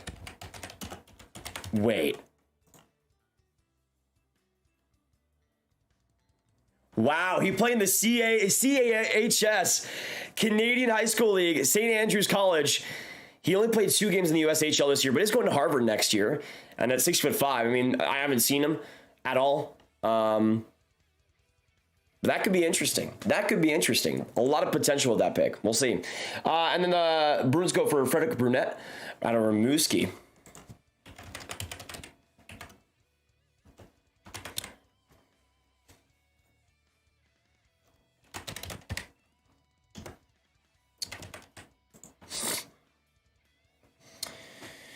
Yeah, 46 points in 63 games for the Oceanic this last year. I heard some things about him that I didn't really love about his projectability. I didn't watch too much of Rimouski this last year, admittedly, so I don't have that much of a read on him. But the highest place he was ranked was by AP, 112th overall, and he goes 132nd. Flyers, Sabres, Leafs, and Sens next up. A lot of potential these next picks. Again, I feel like Gruden has to come. He has to come, baby. Alex Bump. Now they're just making up players. Now they're just making up players. Another player that comes out of high school, but also played in the USHL this last year, 17 points in 27 games for Omaha, going to the University of Vermont. Alex Bump. Alex Bump. Gaming, I'm using the NHL records site. Just look up 2022 draft picks and it'll come up. Are there any players drafted in the second or lower that you think you can play next year? I mean, they can play, but not ideally. Maybe Callie Odilis. I'd really like to see him. I could see maybe, but also probably not. Probably not. What do the Jets need this offseason? I think they need to rebuild. Might be a little bit too late for that, but I think they need to rebuild and go full into the 2023 draft. Vesvalad Komarov goes to the Sabres. Another player out of the queue. Oh man, allergies starting to kill me right now. But he was interesting as a D. I was kind of surprised he went this high. But I like his puck moving ability. We'll see. We'll see. And then the Leafs at 135 go for Nikita Grebinkin. I've heard good things about Grebinkin. That's another we'll have to wait and see with that. Sens, Red Wings, Sharks, and Ducks next up. Who wins the draft as of right now? David, I'm going to be making a winners and losers video later today. I think that it'll be the first video I make after today's live stream. Probably.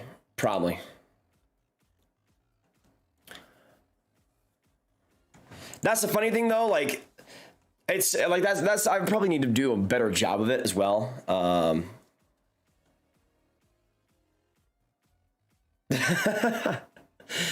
I need to do a better job of it in those videos, because that's the thing. Like right now, the like to dislike ratio on the grade video is at 84%, and that's the thing. Like I need to tell people that it's just my opinion, and I just give my opinion strongly because I've watched these players a ton.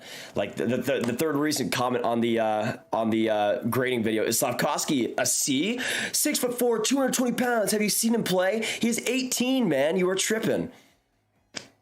I've watched Slafkovsky like 30 times, 30 games over like the past 4 years. I've seen him a lot. I have seen him a lot. But that's the thing. I'm really interested to see to go through it all and to see which teams have won and lost. But Jeffrey with the 2 Hawks trade Conor next year for first overall Bedard. It depends on who's the first overall, but unless I'm like a true contender, there's no way I'd do that. I'll just say that right now. Like, how many more years does Kane have left in him? How many more years does Kane have left? That's my thing. Like, is it worth it? Especially, like, even if you're a contending team, like I'd kind of rather go Bedard. Like, what? How old is Patrick Kane? 33. Yeah, like unless I'm like Colorado or something, I somehow get the first overall pick. Like I don't know. We'll see.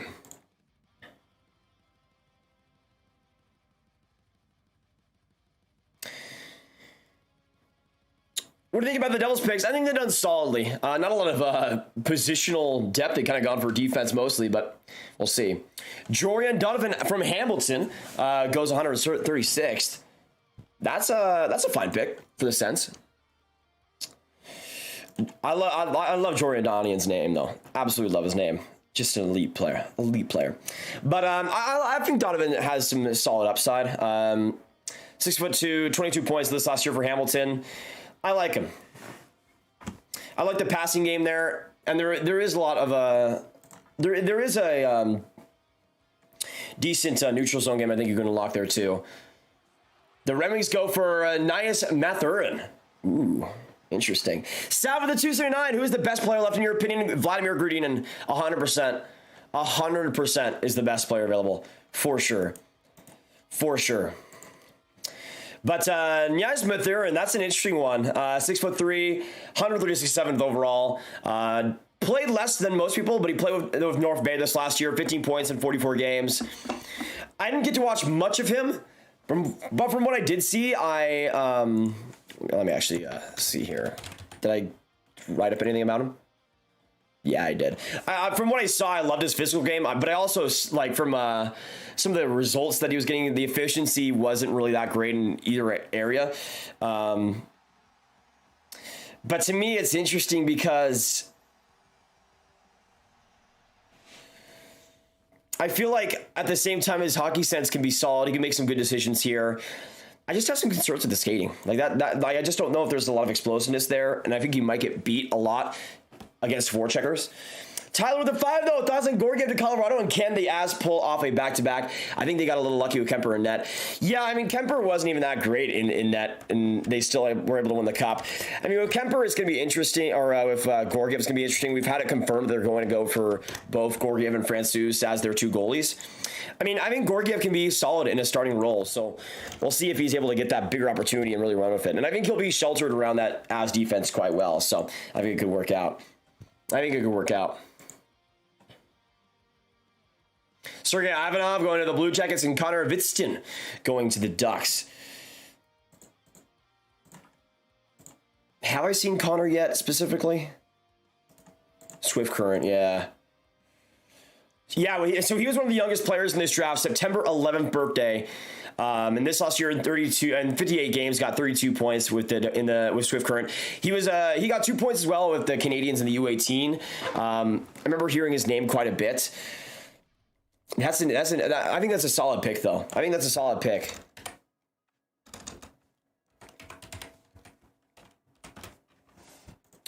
But let me actually just see here real quick. From Tisdale, Saskatchewan. There you go. Yeah, to me, I'm looking at his at the Elite Prospects write up on him, which was very funny because I remember him having one of the worst graphs I've ever seen. So this is from the Elite Prospects draft guide, and there's some pretty interesting results. So when you look at the stats on the bottom here from Mitch Brown, who does fantastic work. He tracks 7 games of Vidston in the WHL this year, and look at those results. This is as well compared to other WHL players. So 8 overall with his offense, horrible defensive play, and also pretty poor transitional play. So yeah, that's the thing. I remember hearing about and seeing some pretty good skill from him, but also just not really seeing results from him at the same time, at least consistently. And that's kind of along those same lines. So that'll be interesting. That'll be interesting to see how that pick works out, but there's potential still with it.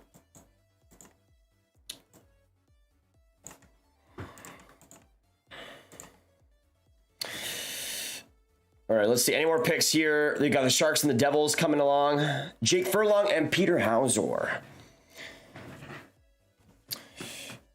Honestly, I might just end the stream because I don't know when Grudina is going to be traded, or when he's going to get picked. I'm kind of pessimistic that he might not even get picked at this point. And I don't know if I can do another 2 hours. But get some last questions in the chat down below. We got 1,200 of you guys in this stream. If you haven't hit that subscribe button, make sure you do so. You get free cookies. You get free daily hockey content. And if you like draft content, this channel is the place to be. Just after this stream today, we're going to be giving winners and losers for the draft and also steals of the draft as well. So every bit is appreciated.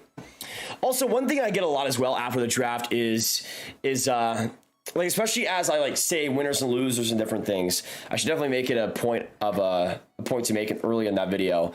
But a lot of people say, how can you judge the draft? It's just happened and everything.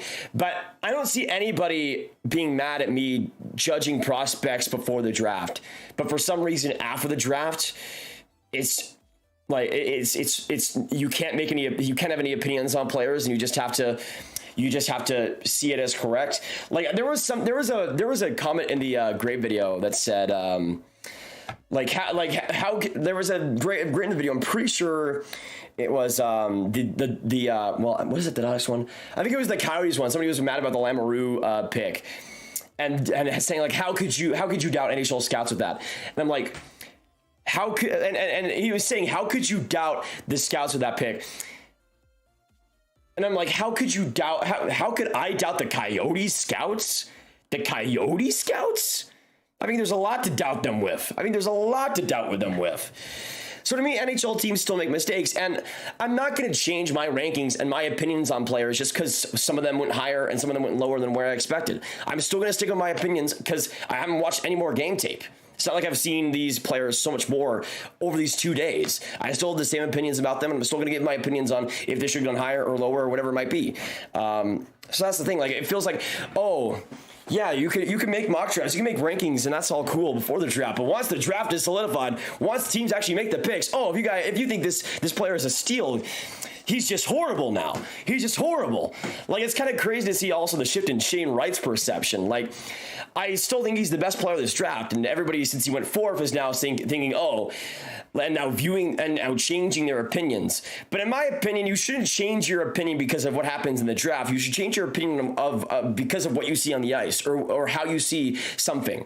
Like, to me, I'd much rather change my opinion on a prospect because I see more film on him or I see different things about him than where he went in the draft. Like, to me, where people go in the draft matters little for my actual opinion on a prospect.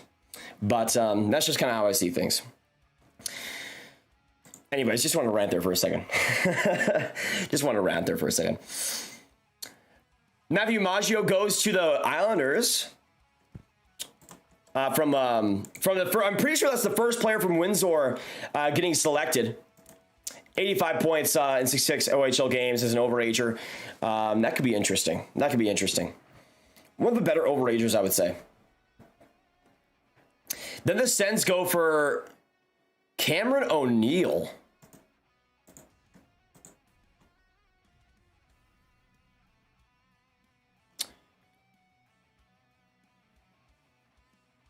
Yo, look at Cameron O'Neill's Elites prospects page. Look at this.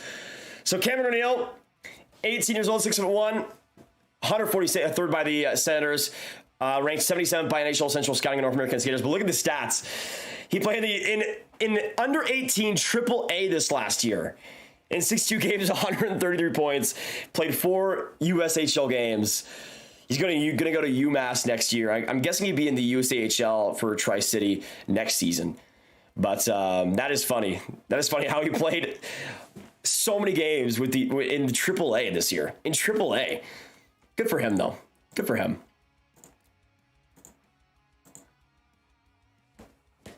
Petrovsky, that's a good one as well. Semenov's still available, which I'm surprised by. Like, how do you pick Cameron O'Neill over Semenov? Like, I don't know what the deal is there. Jack Devine is still available. That is true. I'm surprised he's falling this low. Seems like a guy that a lot of scouts would like.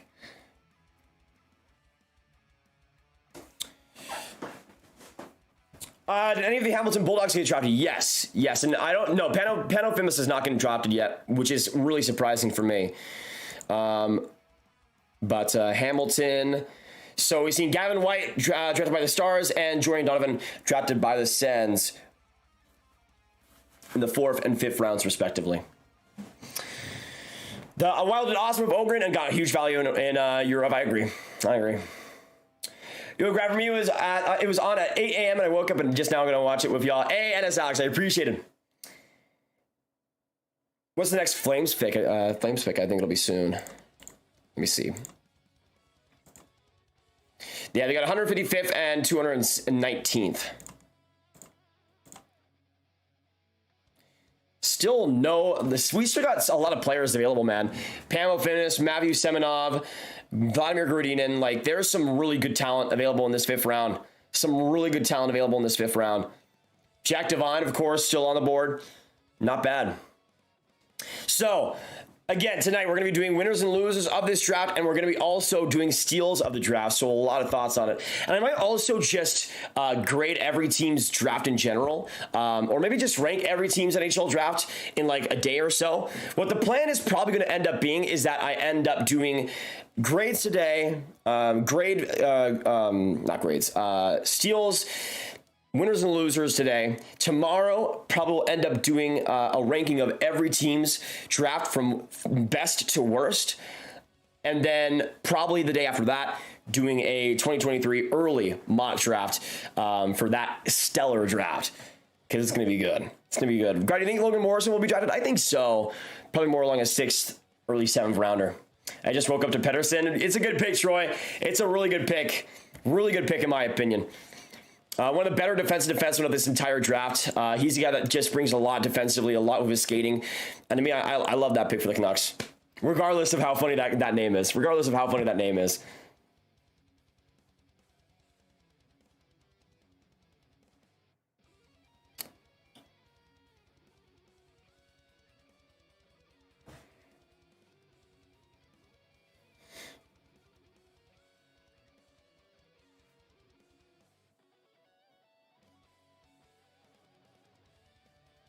All right. When you're doing FA predictions, probably the day after the mock draft.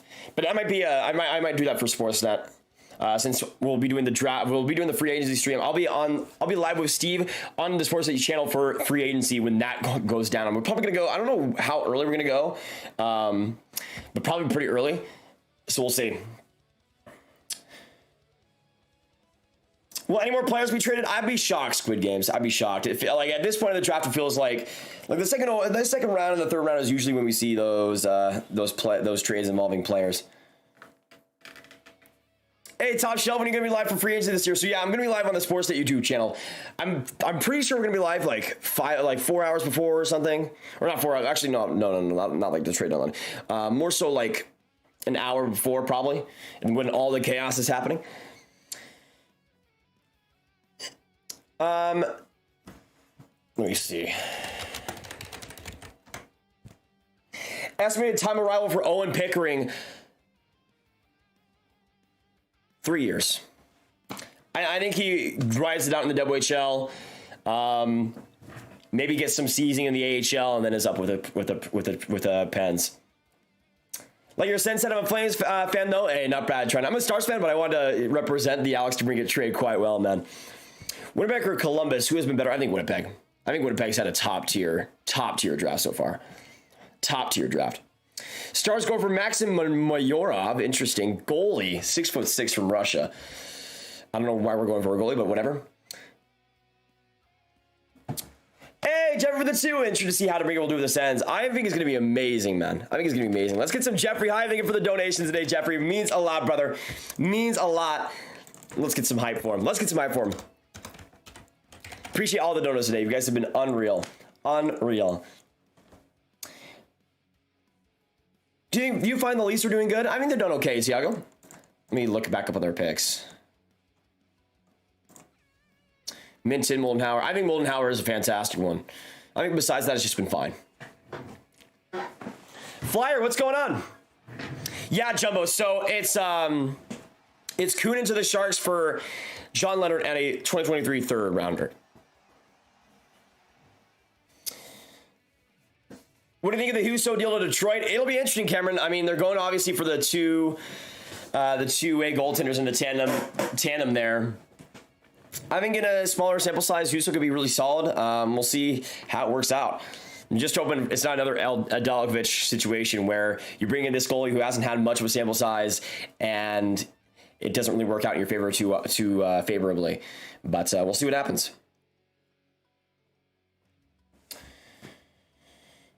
Your top 3 in 2023. I don't want to spoil that, Yaroslav, but it's getting interesting. That top end of the draft is so elite, so elite. Did Boston get anything good? I think so. I think Boston's done okay.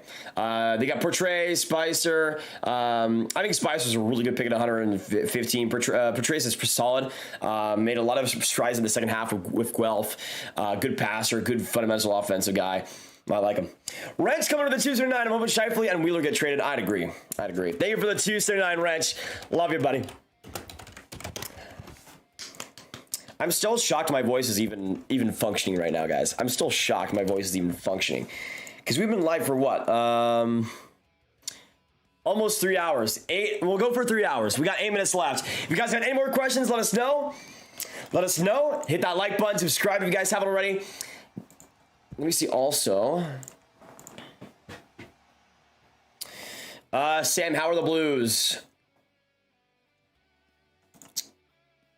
Snuggerud, Kasimaki, Bushin. I think they've been okay. They got for a lot of high floor guys though, but pretty typical of St. Louis.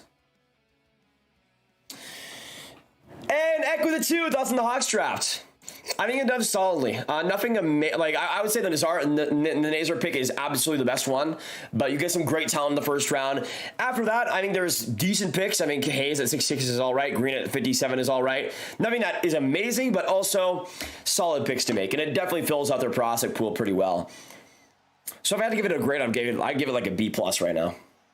Who picked up Seamus Casey? It was the Devils, right? Yeah, the Devils, which is he's going to be so good there. He's going to be so good. Probably not ETH. We'll see with Roche. How many picks left for the Habs? They got 3 left. 1 in the 6th, 2 in the 7th. What do you think of Colorado's draft so far? A+, man. A+. Elite. Elite.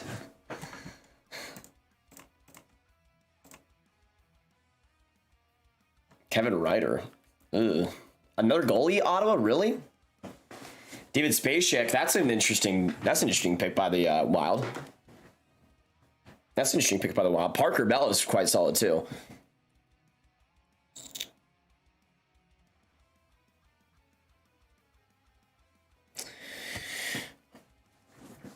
The Devs got Casey. Dang it! It is my favorite. And didn't go to the Knights. Yeah, I think they had a chance to get him too, or somebody else. But I mean, let me go to the Golden Knights draft because they haven't had many selections, obviously. Yeah, I think they've done okay. Like Savoie 48 is meh. Gustafsson though at 78-9 is a really good pick. Really, really good pick. The Blues went to Columbus in the 2nd round. I hope Kasper Lundell gets drafted. I think he deserves to. I think he absolutely deserves to. Keep retires Oilers now 20 minute cap space. Let's go. Exactly, Quinn. That's what I'm saying. That's what I'm saying. Such a big deal for the Oilers, for the Canucks. No.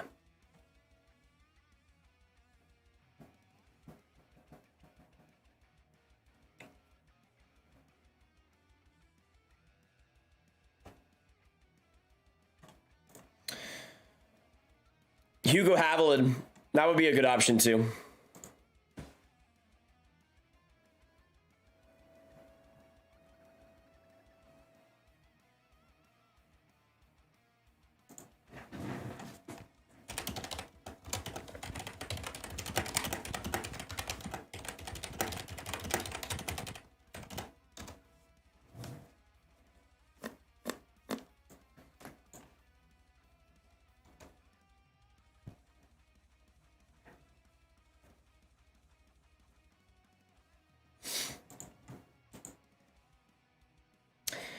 All right, let's see.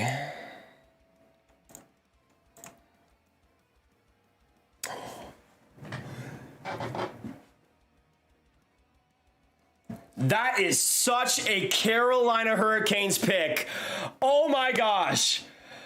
Oh my gosh.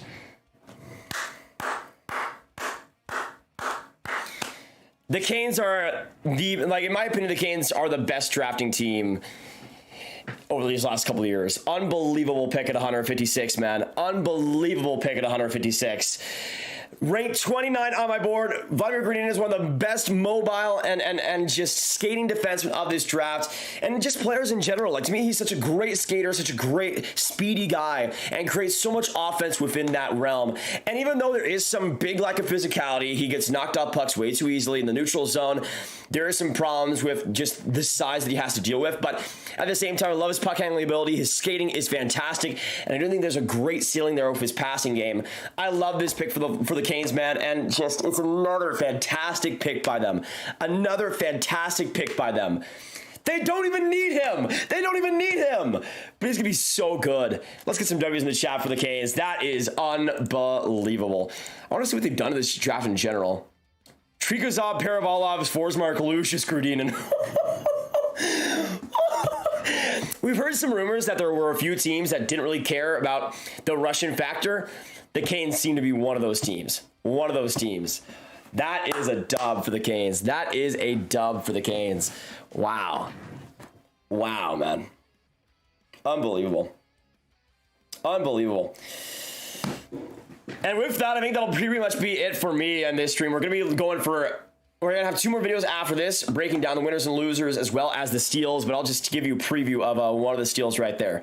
One of the steals right there. Unbelievable. Unbelievable. So much, though. So much craziness in these couple rounds, man. Look at Bruce Gerich.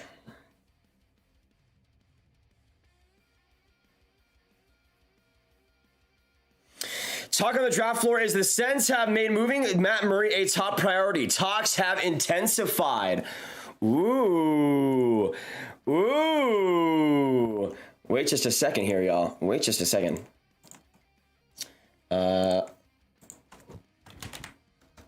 Bruce Gerich. Here we go.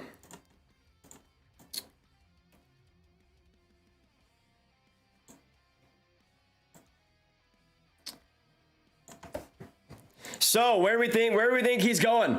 Where do we think Murray is going? Let us know, y'all. Let us know. We could see a Murray trade later on in the day. It'll be interesting. It'll be interesting.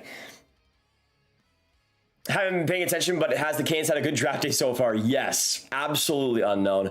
Absolutely. 110%. 110%. I'm so happy Green didn't get outside the top 5 rounds. He deserves to be in that range, man. He deserves to be in that range. 100%. 100%. I mean, obviously we've heard Leafs are in the conversation for Murray in the past. Oilers are there as well. We'll see what happens. We'll see what happens. Oh man. But y'all, if you haven't hit that like button, make sure you do so. We have 1,000 people in here and 50 likes to go until 700. That'd be a huge milestone to get. So hit that like button, destroy it, y'all. Subscribe if you guys are new for all the draft content, all the prospect content, because this is the place to be. Thank you guys so much for joining us today. I don't know, to me, my body cannot go live for too much longer, and I got to record 2 more videos as well today. So we're going to be on one heck of a grind throughout the rest of the day. And of course, be on the lookout for those videos dropping to your sub boxes very, very soon. Very, very soon. Thank you as well to EK for subbing. Thank you so much, brother. Appreciate it. Love you all. Love you all. What a draft though so far. What a crazy amount of surprises and solid day 2. A lot of big moves as well. Not even just on the draft side of things, but a lot of fun this draft. Thank you guys so much for joining us through day 1, day 2. It's all been such an amazing ride. And let me see as well what we're at the. We're at sub-wise at the end of this thing. We're at 57,414 subscribers. Unreal. We've gained like 1,000 subscribers in these 2 days, which is unbelievable. Thank you guys so much for that. It means so much. And that's the thing. Draft time is always so like anxiety filled. It's like, oh, what's going to happen? Are the streams going to do well? But you guys have been killing it every single year. Every single year it gets better and better, and you guys have been amazing. So have a fantastic day, everyone. I'll see you in the next videos.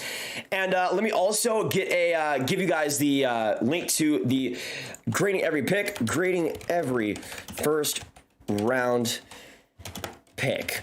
If you guys want to watch my opinions on all the first round picks in this draft, watch that video as I grade every single one. And I will see you guys in the next one. Have a great day, y'all, and Goodbye.